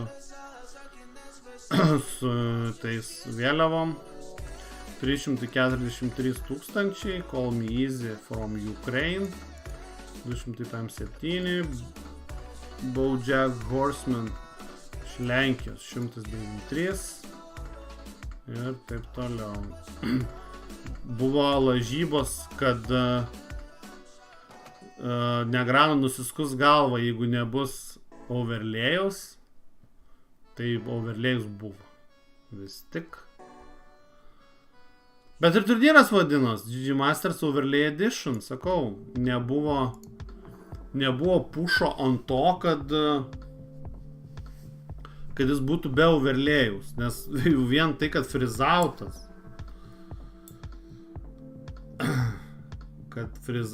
tai vien iš to galima spręsti. Labai norėčiau pažiūrėti, kaip Paromology iškrenta su 100 milijonų.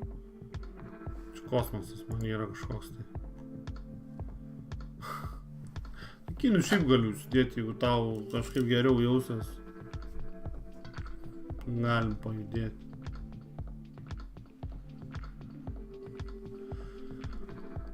Tai dar vis liksim visą šią transliaciją su Sandy Milionu. Pažiūrėsim, kaip čia kur, kaip čia ką. Digimasters apžiūrėjom.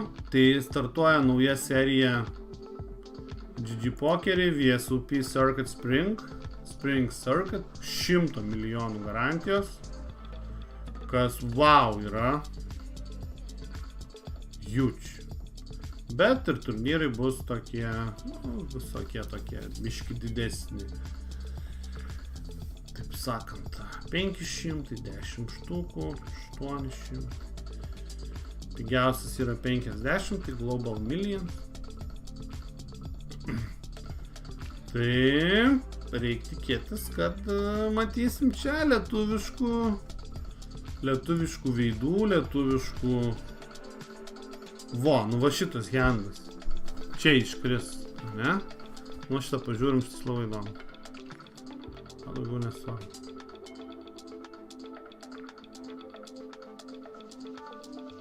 Prakepimas kažkoks turi įvykti. Su blokeriu, aišku, bus flushas. O čia su blokeriu nuspręs, kad reikia blefuoti. Bet kaip išvystyti tokį banką? Su tokiais hendais. Daugiau negu 4x openas? Ne, beveik 4x. 3, 7. Call.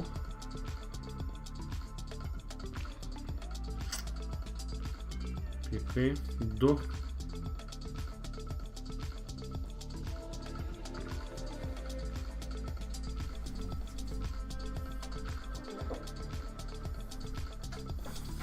Nėra, esi betas. Tvarka. Call. Tuzas, okei.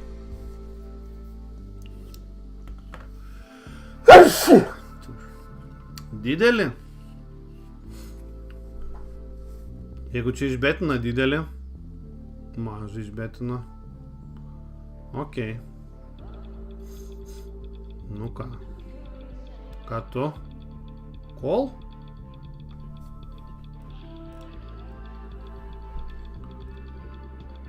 Raise. Alright. Блять, Paromology, ты folding. Нахуй тau колин šitą spotą. Check. Shove. Turėjau iš shove.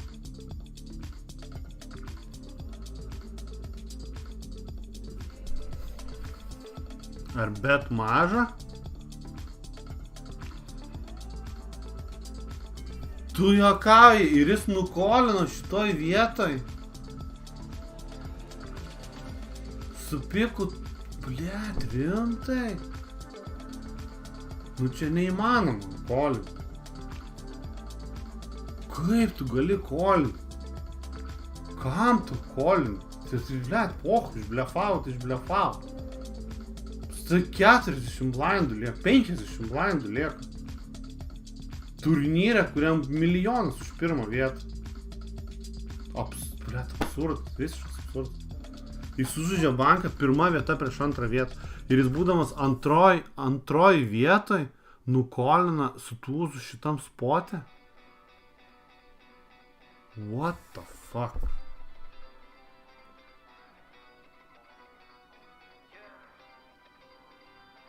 What the fuck? Šovas irgi, nežinau. Wow.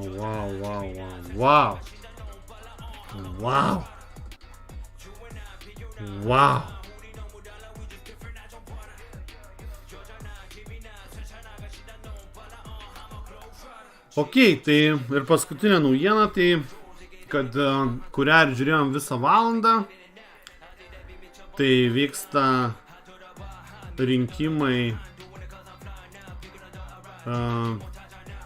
100 geriausių visų laikų žaidėjų pagal Upswing poker balsuotojus ir Dakpolko ir visokių. Tai iki šiol išrinko 80 ir likęs 20-ukas yra pagal balsuotojus. Tai ne pagal tai. Tai Dvanas, Čiprys, Erik Seidel, Phil Helmut, Chan, Negranu, Ashton, Holcas, Polkas, Antonijus, Izildūras, Doyle Brunson, Jungleman, Bonomo, Ivy, Linus Love, Galfondas, Kūnas, Ungar ir Čidvikas. Ir šiandien vyksta, bus paskelbimas, bet tuo pačiu daug žaidėjų ir visokių pokerio bendruomenės atstovų susiuntė savo geriausių 10-ukus ir panašiai. Ir jie čia aptarinėja, podcastas vyksta tiesiogiai, tai nežinau, ar spėsim rezultatus matyti ar nespėsim. Bet jo, tai čia rodomi žaidėjai, kurie yra top 20, jeigu yra skliausteliuose, tai tas žaidėjas nepateko į top 20. O top 80, atrodo, žaidėjai, tai jo, pirmi žaidėjai, kurie liko už top 20, tai Timofej Kuznecov, Truteller, Sosas, Brinkeni, UTB Red Baronas, Scott Seaver, Sean Deep, Michael Adamo, Spandieris, Badzakovski, Mercier, Petrangelo, Andrew Roble, Brian Rust, Barry Greenstein, Garrett Adelstein, Nick Schumann, David Peters, Alim Siravičius, nežinau, Lena tas pats, kem 6 vietoj, Ben CB, kem 8, Sam Greenwood, Dominic Nyčia, Chris Morman. Nu, čia galima pasinagrinėti, tipo, Dan Bilzerian, manoma, kad į visų laikų 101 vietoj, visų laikų geriausių pokerio žaidėjų. Aš blėta pakis, na. Tai vat. Norėsit, pasinagrinėsit. Įdomu šį podcastas, įdomiai dėsto jie. Nu, bet ir kaip ir. Gerai, galim pažiūrėti, čia ne transliacija, o kaip atrodo pas mumis. Mes žiūrėsim savo transliacijas, eisim traukt bilietukų dabar. Tai žaidėjų liko 10, Estas dėja iškrito, Klaki iškrito. Liko 10 žaidėjų, tai vienas nuo finalinio stalo. Ir gal pavyzdžiui čia, kaip tik prieš čipą. Tas visai geras regas yra, Niggles Nuts, low limitu, bet labai gražus grafikas. Šitas $3, Dilson RTG tik labai neblogas irgi regas. O kitam stale likusiu tas va neblogas, Begynės. Konkers, nu toksai. Atsimenu, aš netgi šiandien žiūrėjau jos visus. Black Beatimą atrodo stengau žaidėjas. Jo, Mega Grinderis, Low Limits. Tie tai abudu jo atsimenu. Norvegas, ne? Sweden. Tai silpnesni ten visai.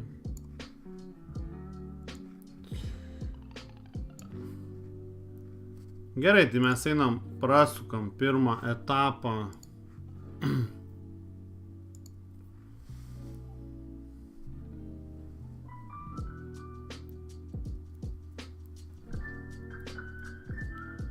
Pirmą etapą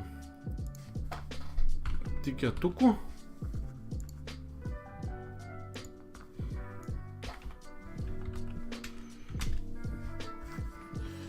Primenu, kad reikia rašyti 2 karaliai ir drain.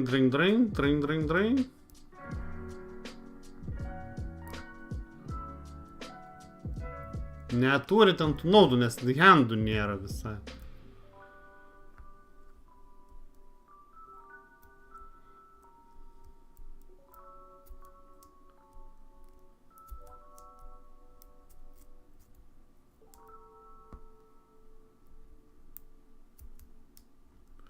Nu ne, šiaip ten balsavo žmonės, ne patys jie sudarė.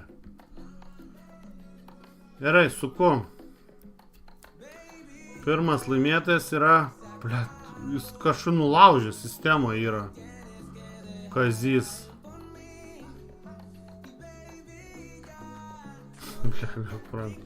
Buvai laimėjęs neseniai. Kaip praeitą kartą buvai laimėjęs su kitu Niku, tai nedavėm, tai visą laimę nors tiek.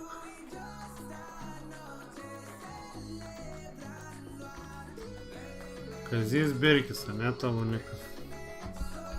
Kazys Birkis. Gerai, sukam kitą. Drink. XXL-as laimėjo.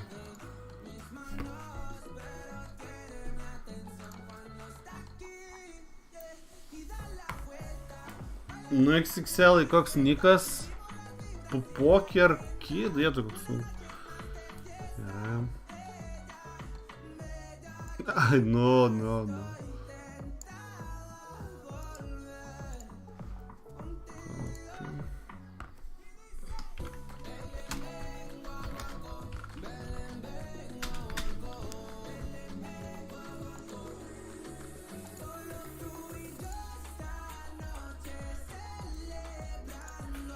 O penktadienį rašom LSPF.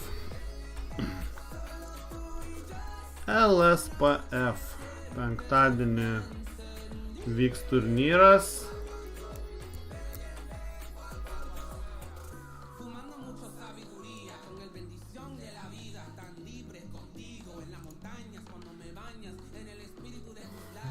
Vyva.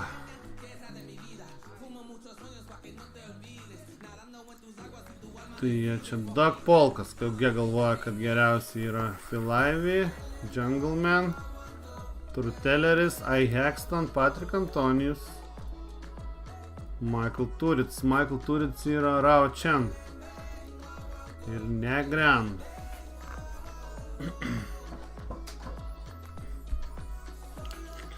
O, finalinis. Finalinis Konkersas iškrito vis dėlto 10.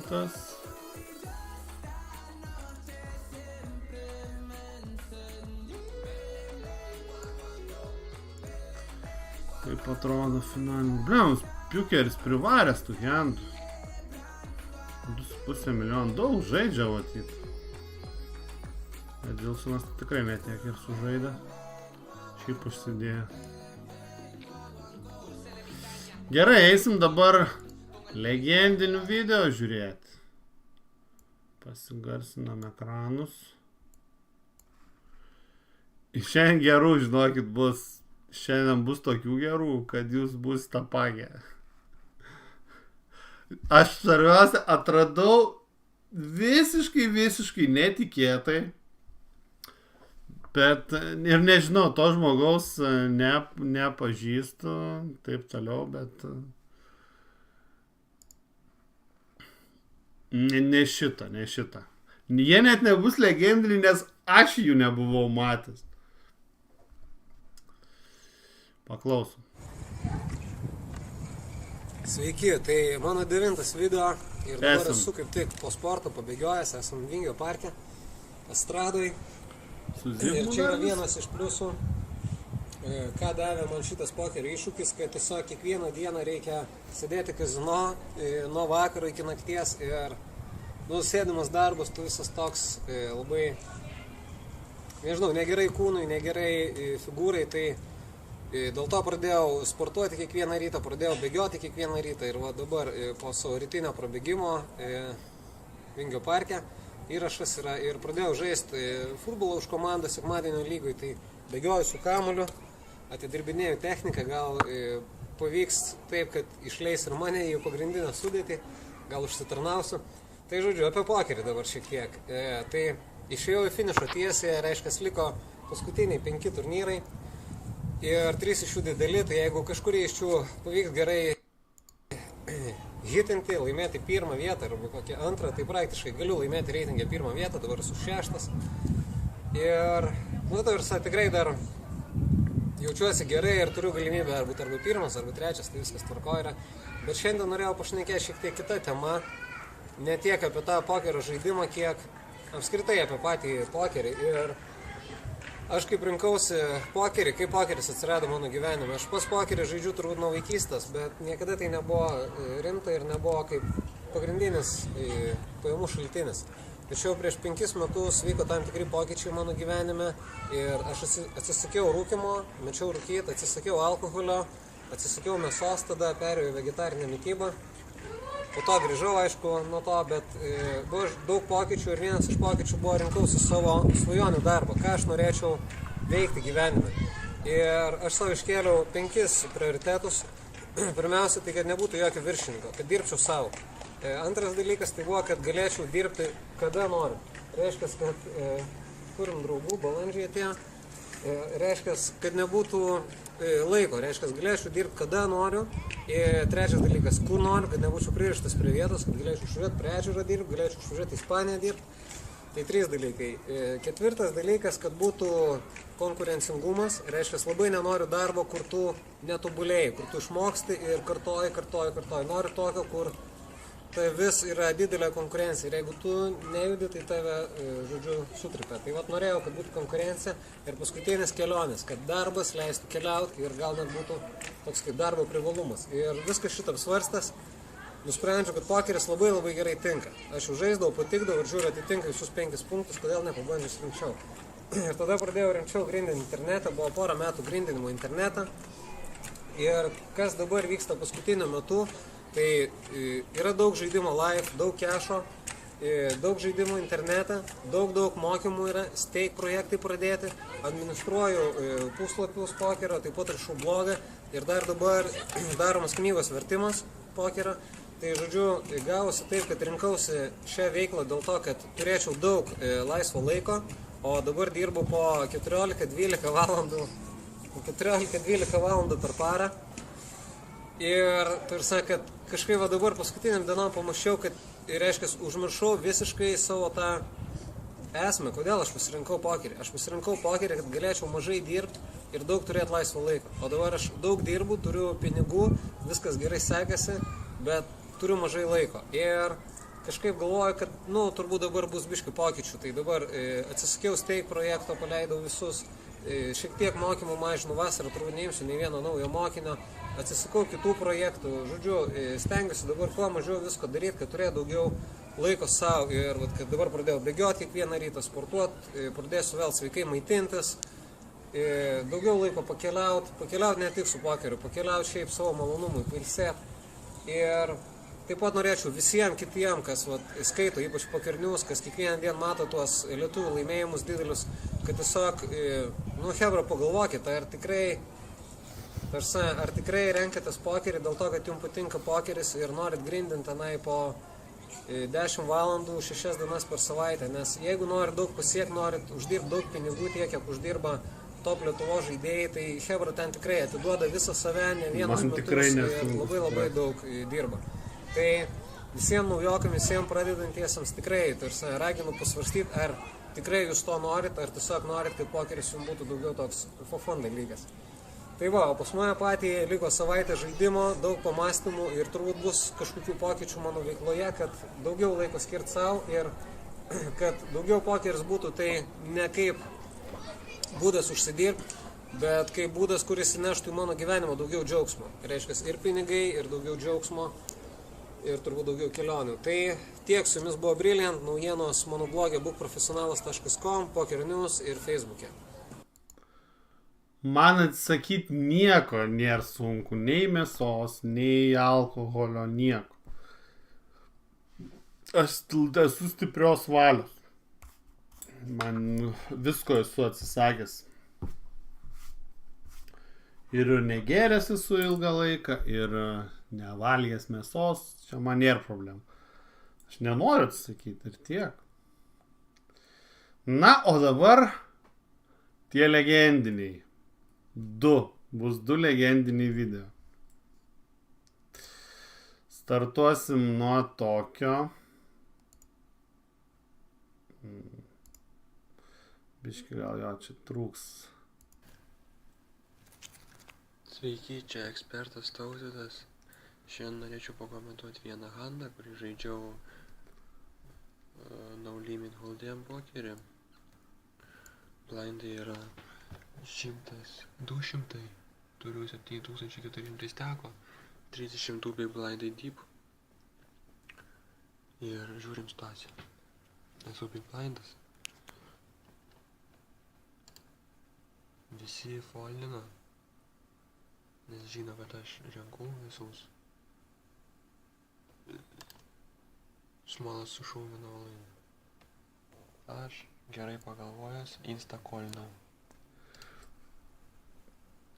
Šitas momentas, aš gerai pagalvojęs, insta-kolinau. Kadangi žinau, kad jisai bandys surinkti blindą, jisai šovina su niekuo. Kaip manote, laimėjau su dama high. Sėkmės žaist pokerį. Žinokit, kad small blindai dažnai renka big blindus. Šovint, kai aš padėjau 400, jis man 700 sustumė, man 500 reikėjo pakolinti. Geras žaidėjas. Iki. Tai tiek. Na, o jau paskui patobulėjo. Aš esu Tautvydas ir čia yra mano pokerio pamokos.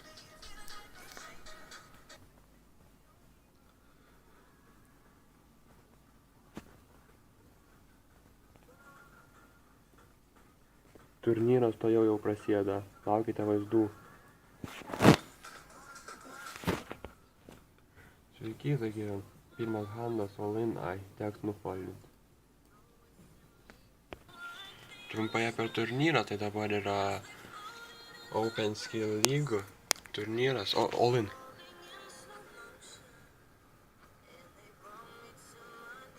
Manote, žaidėjai su tūzais pasisekė, šiaip taip nesiseka, nepatarčiau niekada mes su tūzais all-in, ypač prieš lopą, kadangi galite pakliūti ant karalių sėto, damų sėto, dvejetų sėto.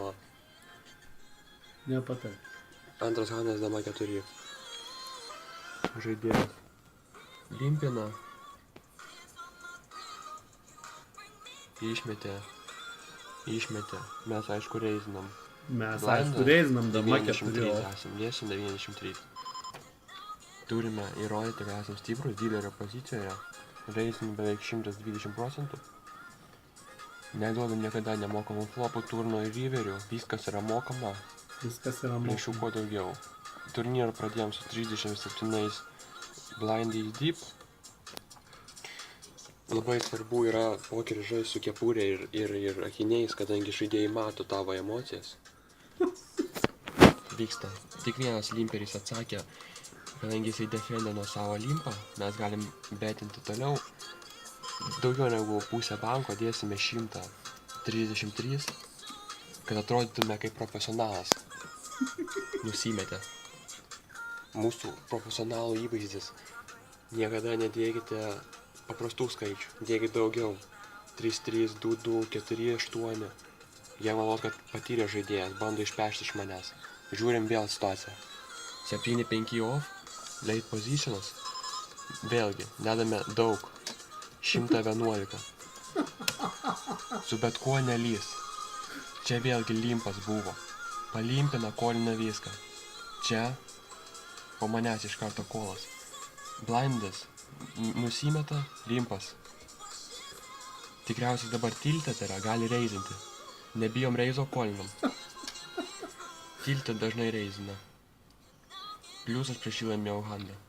Kaip ir sakėme, profesionalus pokerio žaidėjas, aš viską žinau. Taigi čia irgi kolas. Kadangi yra labai pavojinga situacija, dabar man nelabai apsimojo kolinti, bet 216.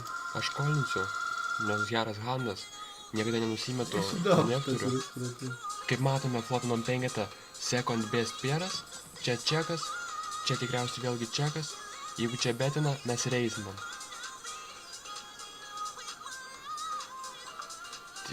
Labai paprasta, 556, niekada neduokit nemokamų kortų. 556, biški palaukime, būtinai laukiam, kol laikrodis, mačiau per video, laukia, kol laikrodis praeis.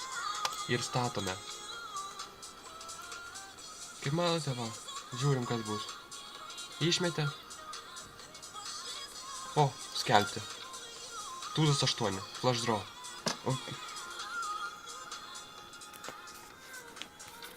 Mano all-in šiaip buvo geras. Aš žinojau, aš rydinau jį, mačiau, kad jis nieko neturi. Bet, jam pasisekė. Kaip sakoma, turn killer. River Smealer. Laukite kitų mano video. Nepamirškite, kad būtina žaisti pokerį atsargiai, su akiniais, kepurė, kad nenurytintų jūsų. Sekit mane, followinkit, like, subscribe. Ciao. Dar palaukit, pažiūrėjau mano paskutinį action.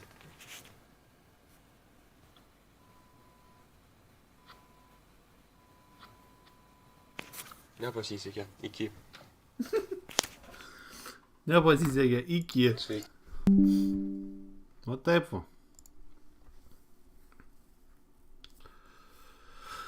Palauk, dar buvo. Daugiau video, man atrodo, nebuvo. Žiūrėjau aš.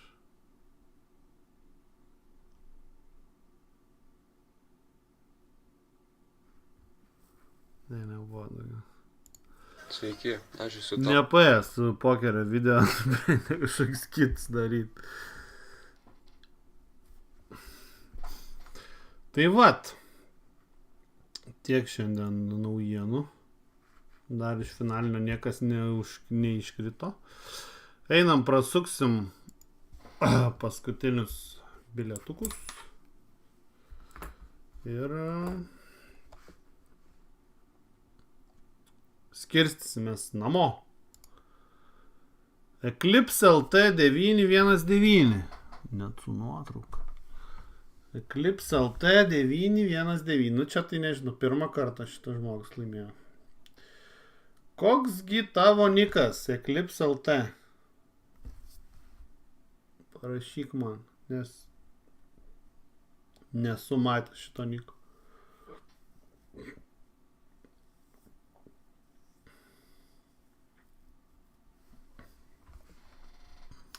Eclipse LT 919. Ok. Taip, pasižymim. Dar vienas laimėtojas yra Nitras. Nitras.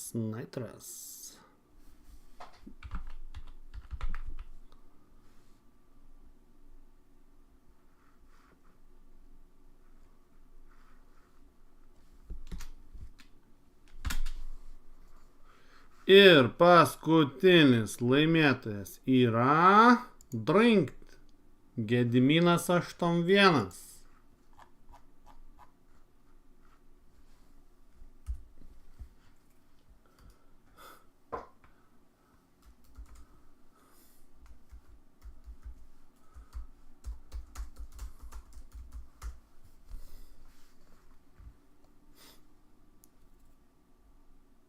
Geduts 81.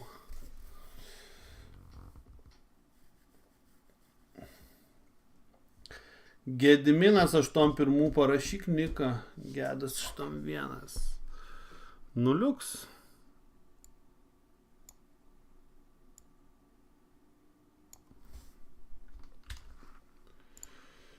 Liuks.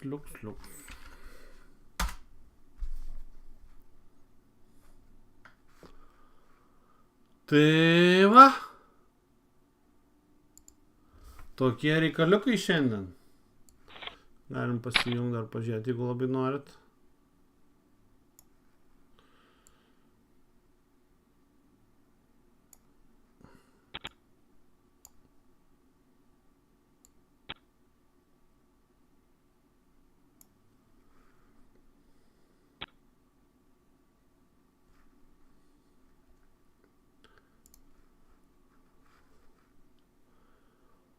O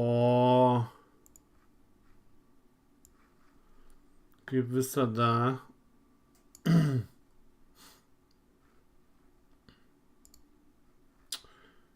linkus su temom rasit Discord'e. Dabar vat nueisiu iškart sukelsiu.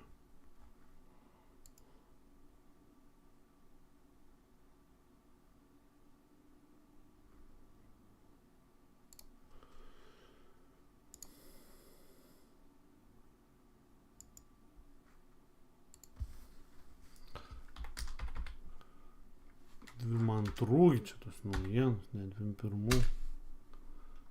03.02 naujienos.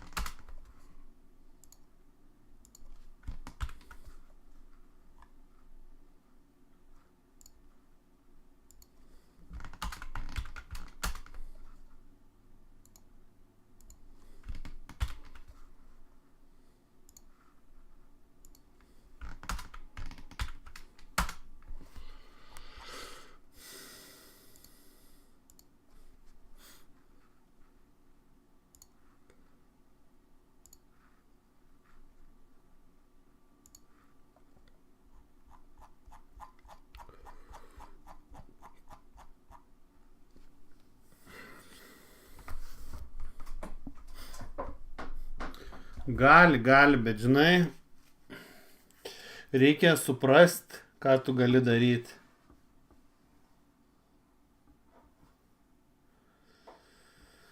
Reikia suprast. Ir pat, žinai, tipo, nori tos pirmos vietos. Jo, žali fišai. Bet jau tokie ryškus, žali tai tokie ryškus fišai. Šitie yra su mažai gėjimų. Tokie bliškesni, mėlyni. Bet vien ras yra visiškas fišas, bet tik mažai gėjimų. Tai negaliu grinai fišų užsinautinti. O žali tai jeigu virš 1000 sužaidė ir ten minusą. Arba labai ten mažą pliusą su žemu ability. šitas tipo yra tarp 7-8 mobility, bet jo gražus grafikas, labai kylantis. Tai matyti jo pokertas. Nu tai taip, tai kažkur pas daugiau pas niek žetonų nėra. Bet jo klausintis stacijai, jis manau nėra fišas. Nesakau, jisai tiek handų sužaidęs. Tai čia šiaip daug handų yra. Jeigu tu turi valetus čia nais, tai tu daug esi sužaidęs. Oi, nežinau nieko. Real Vezuvijų. Kur ten kas ką komentuoja ir kas ten ką daro.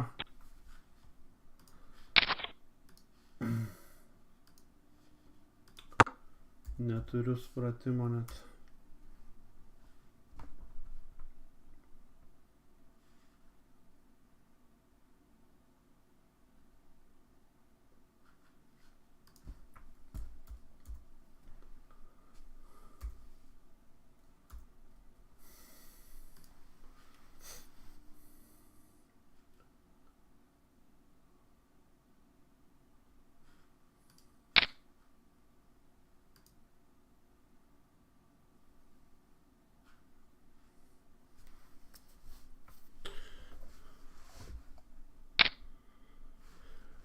Rimčiausias, manau, kad yra Edilson.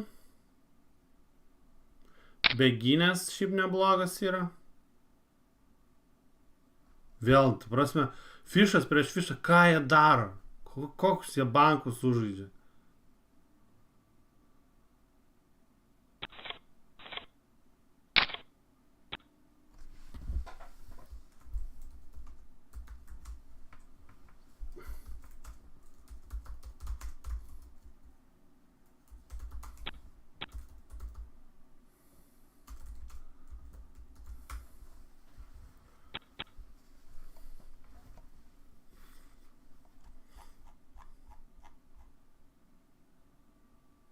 Nu jo, nebebus fiziškai nei pas vieną, bet... Ba, pažiūrės, kas tas Pokerio yra, paieškos.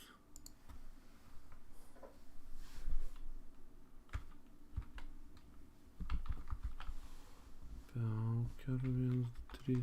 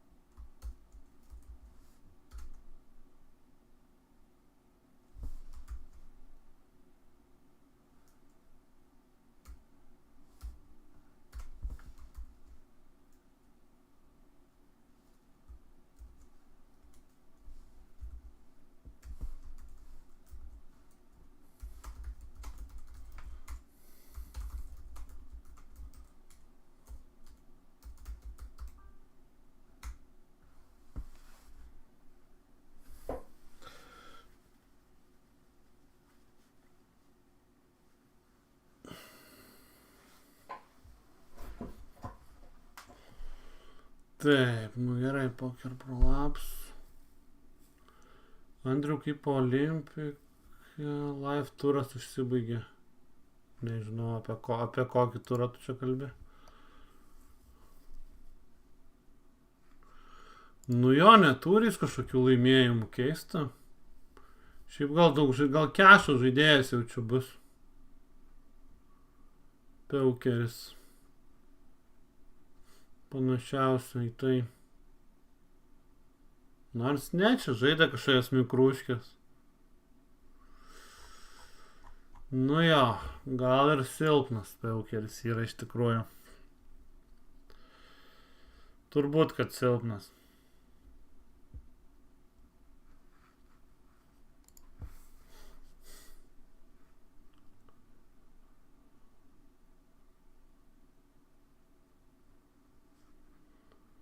Turbūt, kad silpnas Pokeris yra. Low limitu.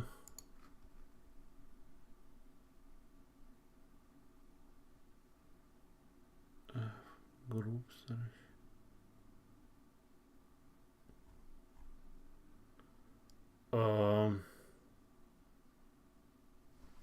Blen, nežinau apie ką kalbė. Pokeriaujam grupse, rašiau apie kažkokį tai olimpiko turnyrą.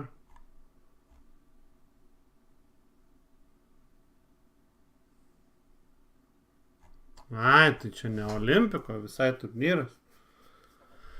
Čia tas pats Sandy Million antra diena.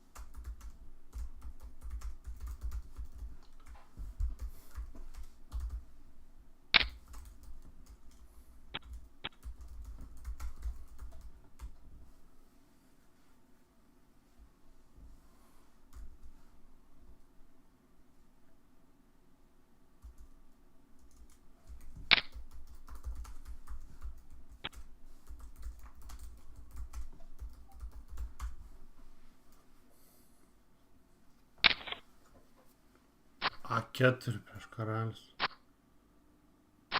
Jūs kruoja, kaujat man. Blėt, albajobai kažkokie. 50 blindų, blėt.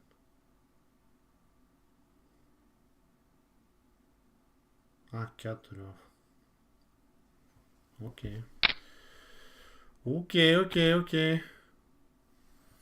Jo, žaidė ir Salanteskis, ir Dekoras. Nu, nepateko ten į top 500, aš labai nežiūrėjau. Galiu pažiūrėti. Nesunku.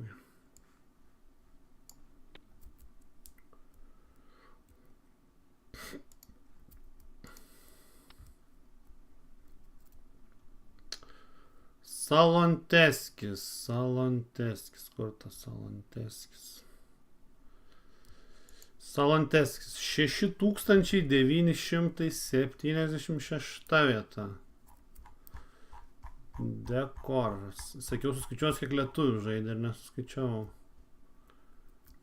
Pamiršau. Dekor. Kur tas dekor? Dekoras 2963 vieta. Jeigu klausit, kaip Benislovas, 5143 vieta.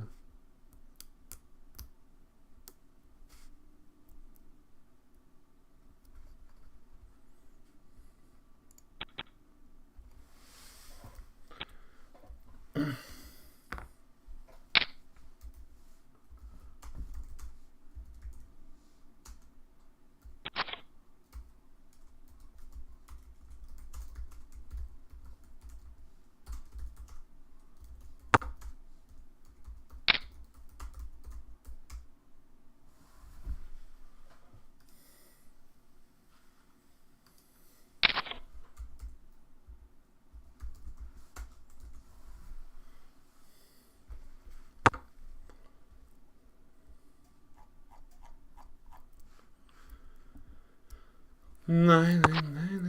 Tai nori dar biškį pažiūrėti, tada atsinešiu nealkoholinio alaus.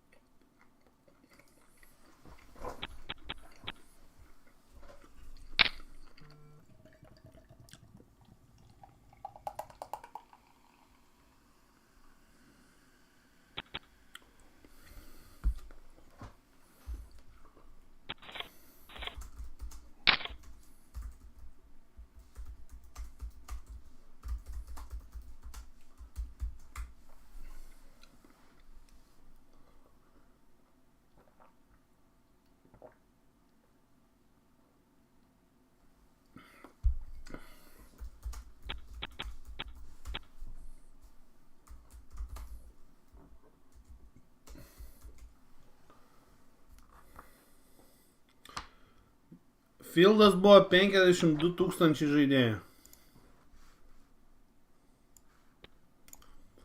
52 120 žaidėjų.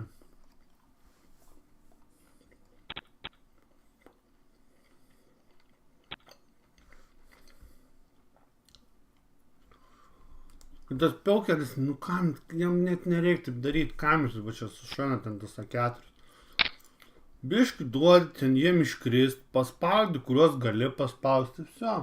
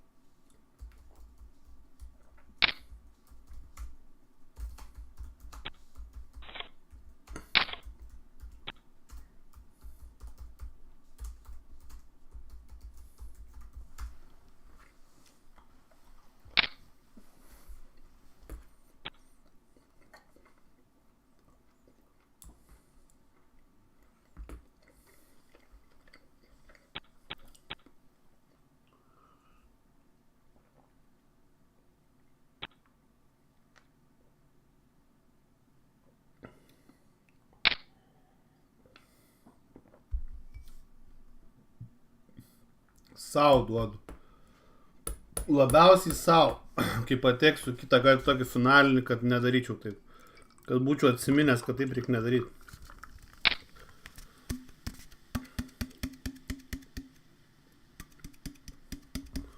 Jau kas, tai jau LT neatsilieka tikrai.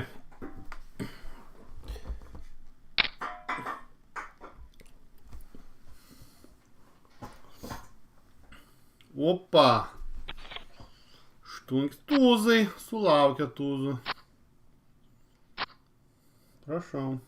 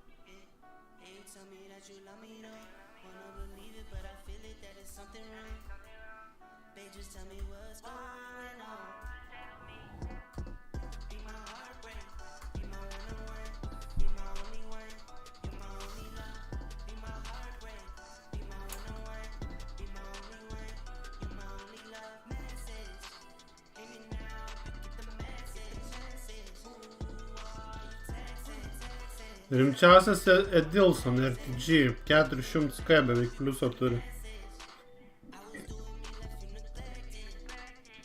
Beginės neblogas. Beginės neblogas, Niglės Nuts neblogas, visi brazilai. Black Beat irgi atrodo toks pusė velnio. Jis labai daug sitengau žaidžia, tai turnyruose toks neblizga, bet ir tų turnyrų nedaug sužaidęs. Bet neblogas grafikas. Bet sitengau yra vienas geriausių pasaulio žaidėjų ir metai iš metų. Tai... Bet ne pačių brangiausių, tai...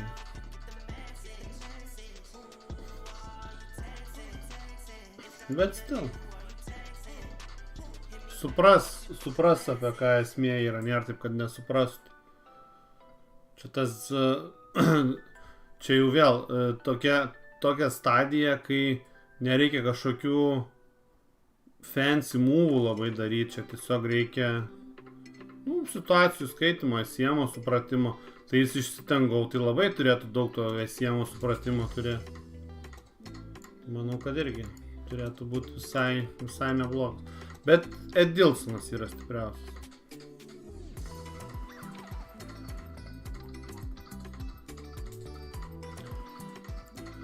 Edilsonas yra, to aš jums pasakysiu. Kartas Edilsonas. Edilson RTG. 25 000 turnyrų. Ai, nu ne tas. 9 ability. Su 30 vidurkis, 3 nuo geimo. Nu jo, nestebuklas. Kažkoks buvo, kur daug laimėjęs. Japa neblogas buvo. Ai, Guizao buvo geriausias. Jo, Guizao buvo geriausias brazilas. Kur Guizao liko?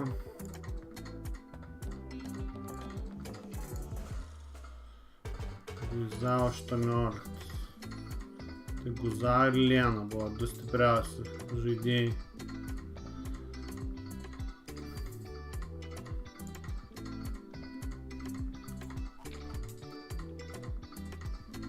Jan Razg silpniausias turbūt žaidėjas prie stalo. Sužaidęs 50 turnyrų su 3,5 dolerio, su 4 dolerių average buy-inų. Prašau, dabar žaidžia for a millions. 83 gimimo, 40 metais, ramus kaip Danas. Edilson. Ir 3-6 openina. Nu, 3-6 openina. Aš nesuvokiu, dabar foldins. Kolina 10. Nu, davai dešimkį. Nu, come on. Neduokite Edilsoną iš fiškių.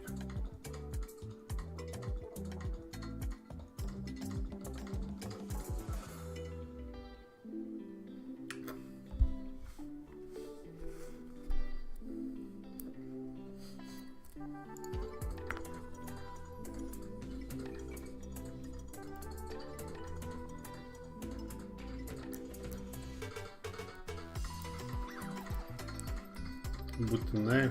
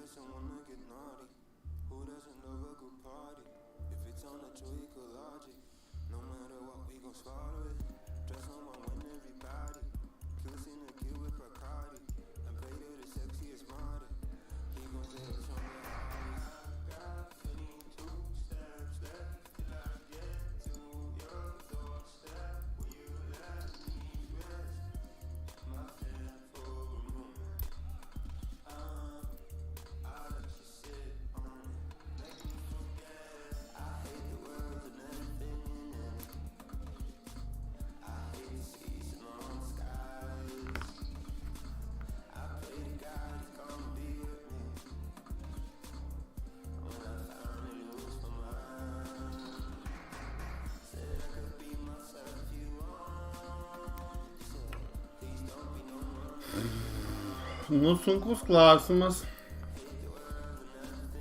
Gal koks 1000 galvoju.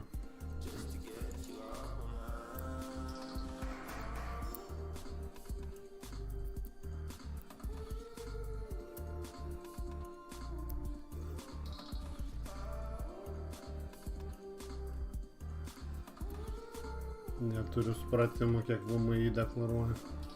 Galbūt ir daugiau dar gali būti, aš nesu tikras.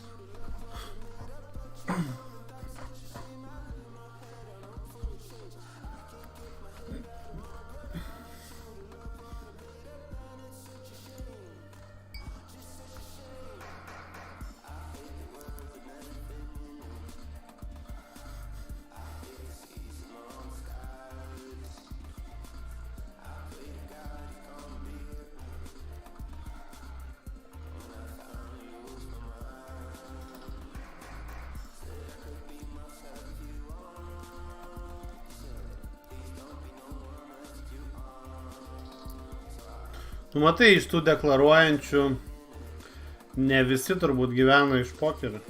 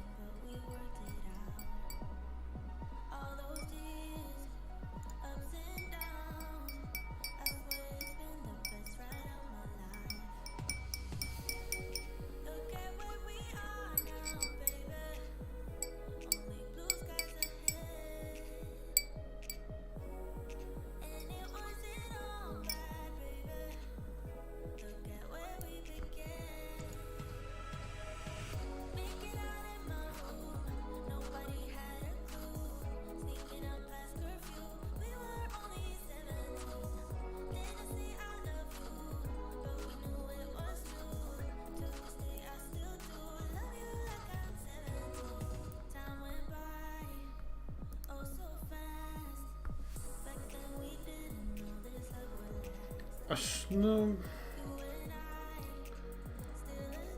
nežinau kaip čia apibūdinti, čia toksai labai tricky question yra.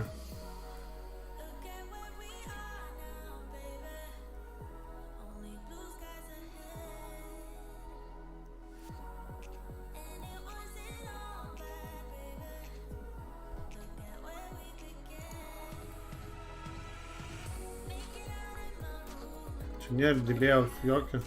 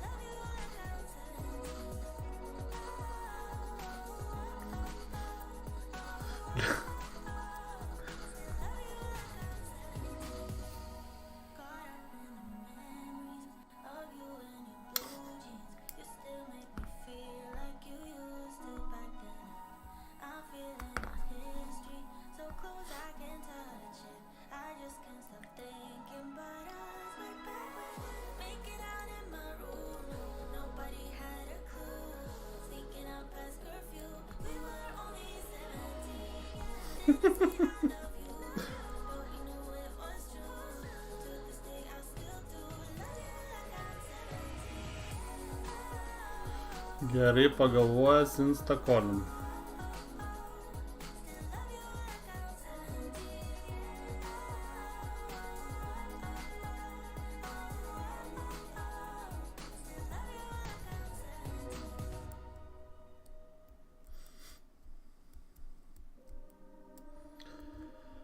Nieks nekrenta.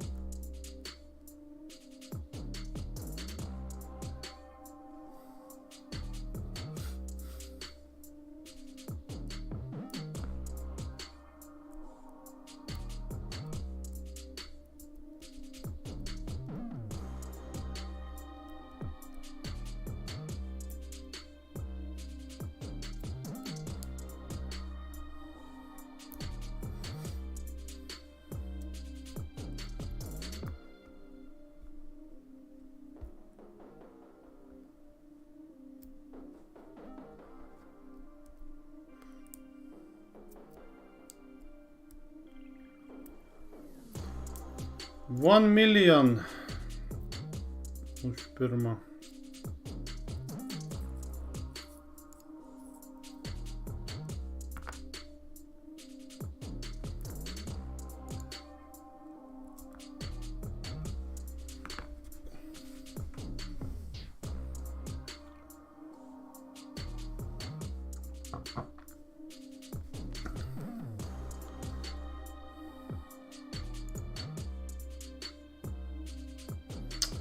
Tai ir netekome pirmo herojaus.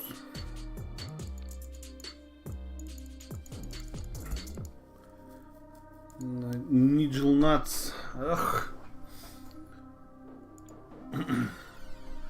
Blemba bejoju su to Pokeriu, ar bus kažkoks dylas didelis. Bet so nice. Turint 8 blindus. Gaut pay jumpą 40k.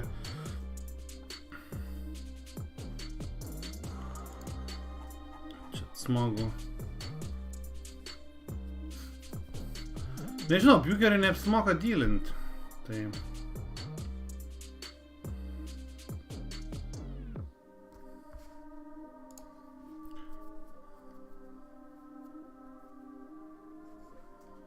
O toks matas, kad jisai kažką tai pažaidžiantis yra.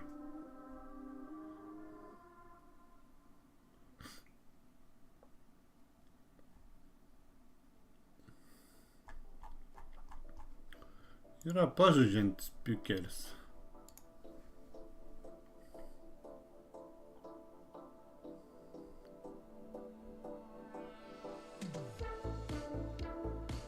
Niekada nedylinčiau tokio turo. Tu gal juokauji? Ta prasme, nedylinčiau tokio turo. Čia nereikia šnekėti nesąmonių. Turi, įsivaizduokim, liekat 4. Šitas turi, kiek čia? 400 milijonų, turi 300 milijonų. Tu turi 80, ir čia turi 80. Tipo nedylinių, nėra tokio turo. Tu juokauji. Nu. Tas tipo 9-handed gal ir ne. Tipo, ypatingai jeigu esi...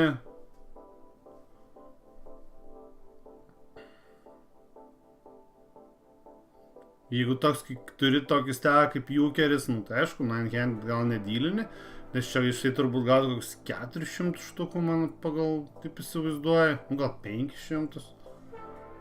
Tai... Arba turi edge, arba ne. Tipo, nori savo edge'ą tikrintis tokiam turė, kur bedbyto kaina 300k? Taip tu įsivaizduoji. Žali yra žuvis. Tai Ajapasija, Čavės Vila yra žuvis. Jan Ras yra visiška žuvis. Su 4 baksų ABI. O daugiau tokie plius minus. Pokeris labai neaiškus.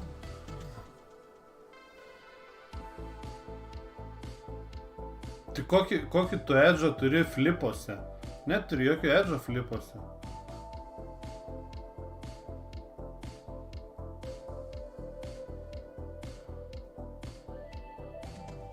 Čia jeigu gali nedylinti, kai daug tokių turų darai. Kadangi čia yra visiškai išskirtinis vienas turas, tai plema, tas tavo nedylinimas toks, nu, tu niekada neturėsi daugiau tokio finalinio greičiausiai gyvenime. Tai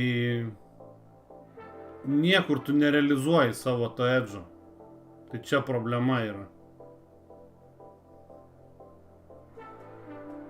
Tai tragedija ten tas A4 šovas iš principo.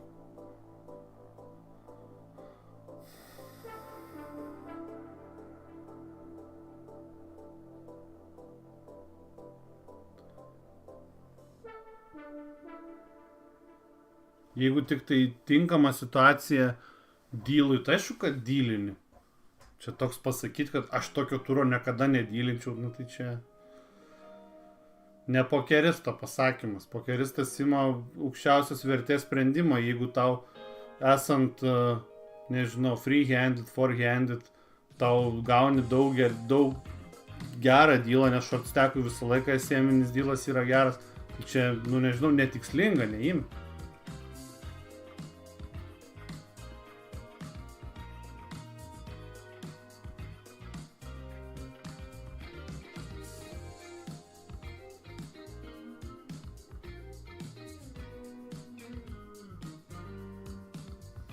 Nu man tai per daug ten tas šovas su A4 off. Jam ten tos spotas nereikalingas šiaip lyderiui visiškai. Ta prasme, tinkamas žaidėjas paspausti, bet nu vėlgi reikia įsivaizduoti, ką jisai openina per shortus ir panašiai. Ten tas spotas toksai, jam spotas openui nėra geras, šiaip iš principo, tai...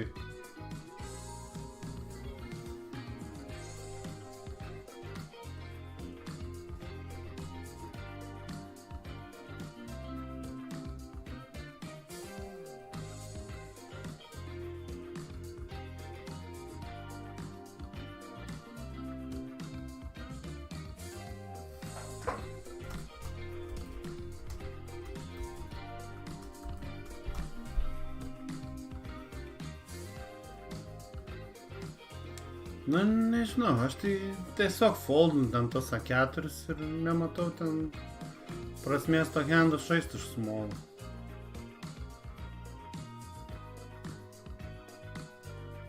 Toj vietoj išsaugoti žetonai yra daug svarbesni, negu laimėti papildomi 6 milijonai. Nu, tai ir tie.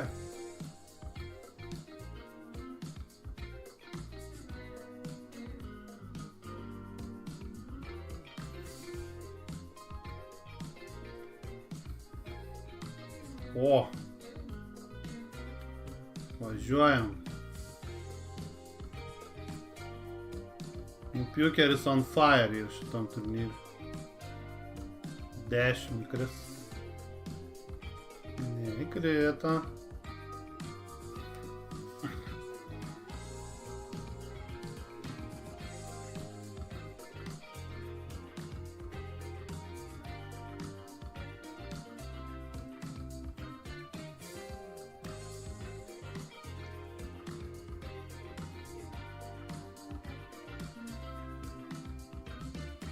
Jo, aš irgi manau, kad tas spaudimas daug lengviau išsinaudoja, negu kad per tokius šovus.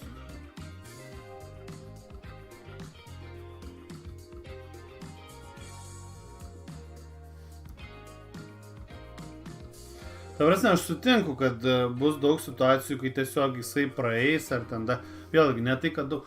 Reikia suprasti, kad užsinitina baisiai visi su tais openais. Kad daug siauriau openų.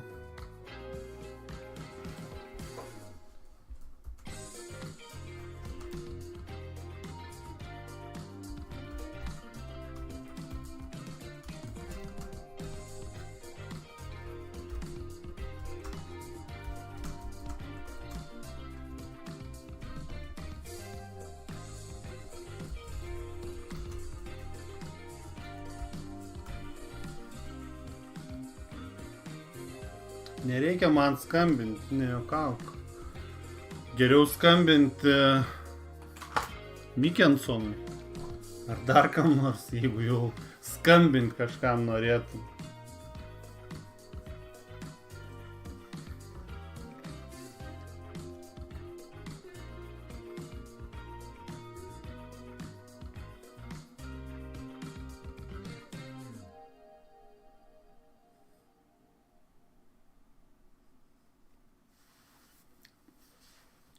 Skambink Ashtonui ir sakyk, Ashtonas dealing, siūlyk dylą. Siūlyk dylą. Nu, aš nerekomenduočiau niekam duoti žaisti. Jeigu patekai į tokį finalinį stalą, tai nerekomenduočiau niekam žaisti duoti už procentą. Todėl, kad jeigu kažkas nepavyktų, tai niekada...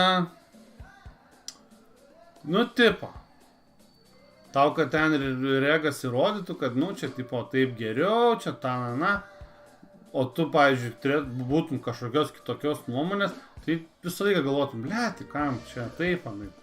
Nu, tai jau, kai pats jau sužaisi, tai pats sužaisi. Bus pamoka ten ilgam laikui kažkokia.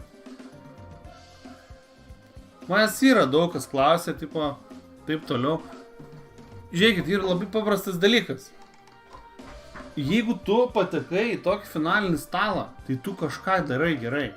Viskas yra tvarkoje. Vadinasi, nėra taip, kad tu nesuprastum, ką darai. Tu nugalėjai 52 000 žaidėjų. Tau liko 8 žaidėjai.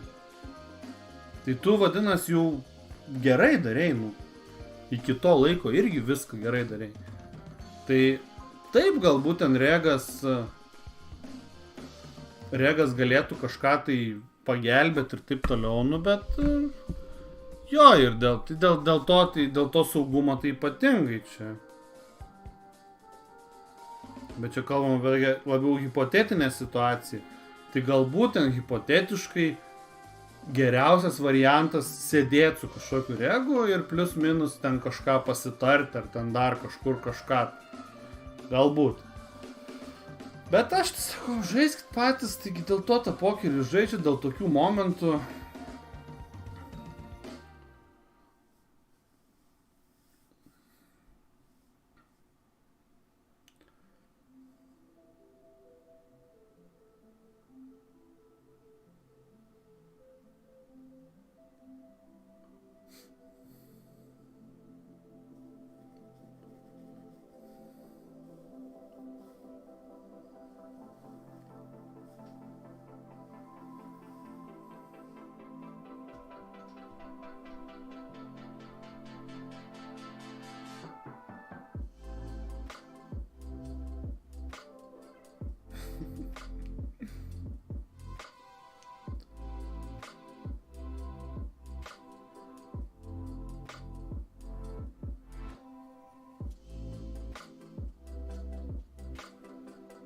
Aik, tu savo 25 blanas šūvis.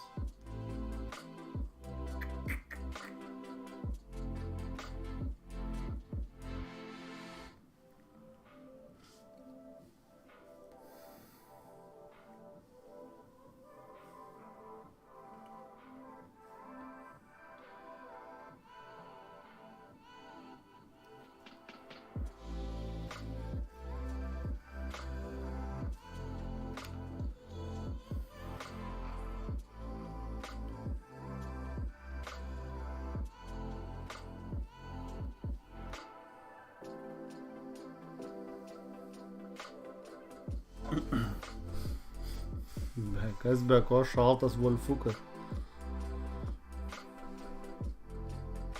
Nu žiauriai agro įsvaro. Reikia pasakyti. Nestabdo.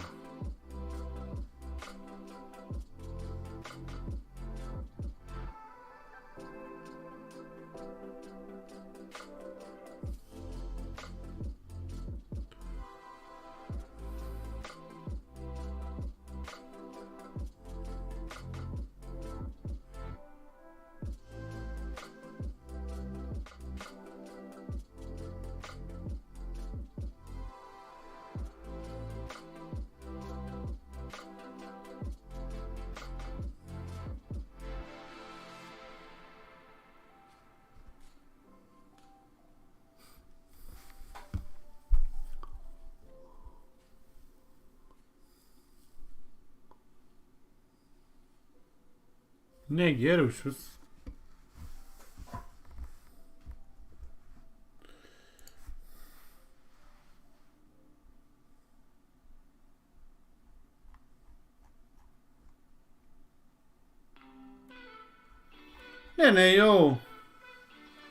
Nejau miegot. Švęsti, nu, kažkaip...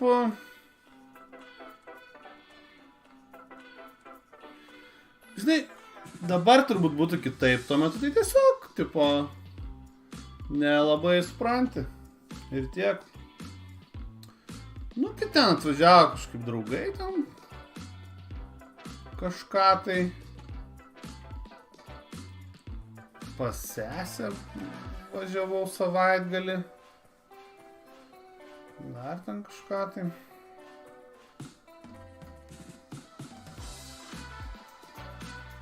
Bet kažkokio tokio šventimo nebuvo.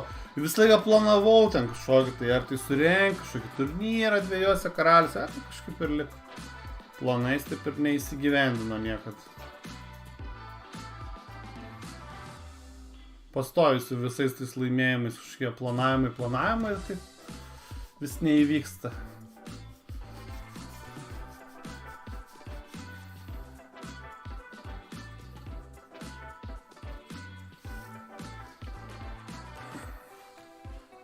Uiuiuiui. GG. Visi brazilai grinderiai iškrito. Dar Edilsonas liko.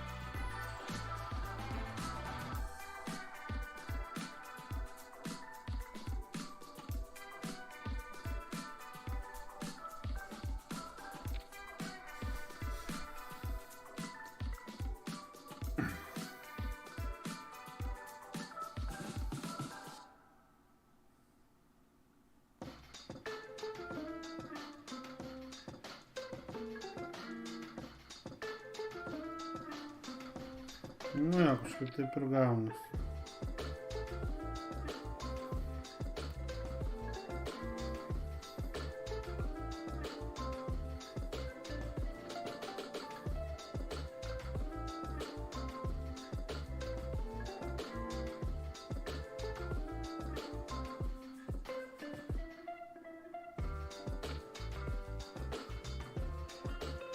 Gerai, iki pertraukos ir...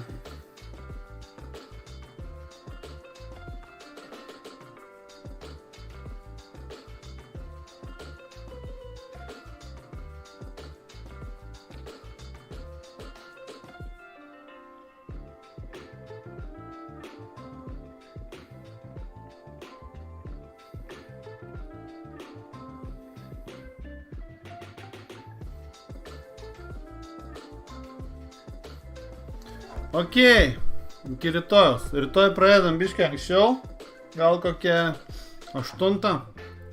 Iki pusės 9 tikrai startuosiu. Manau, kad 8 startuosiu, nes vaikų nereikia vežti. O dar kai atsuktas biškį laikas, tai reikia pradėti anksčiau. Okei. Iki.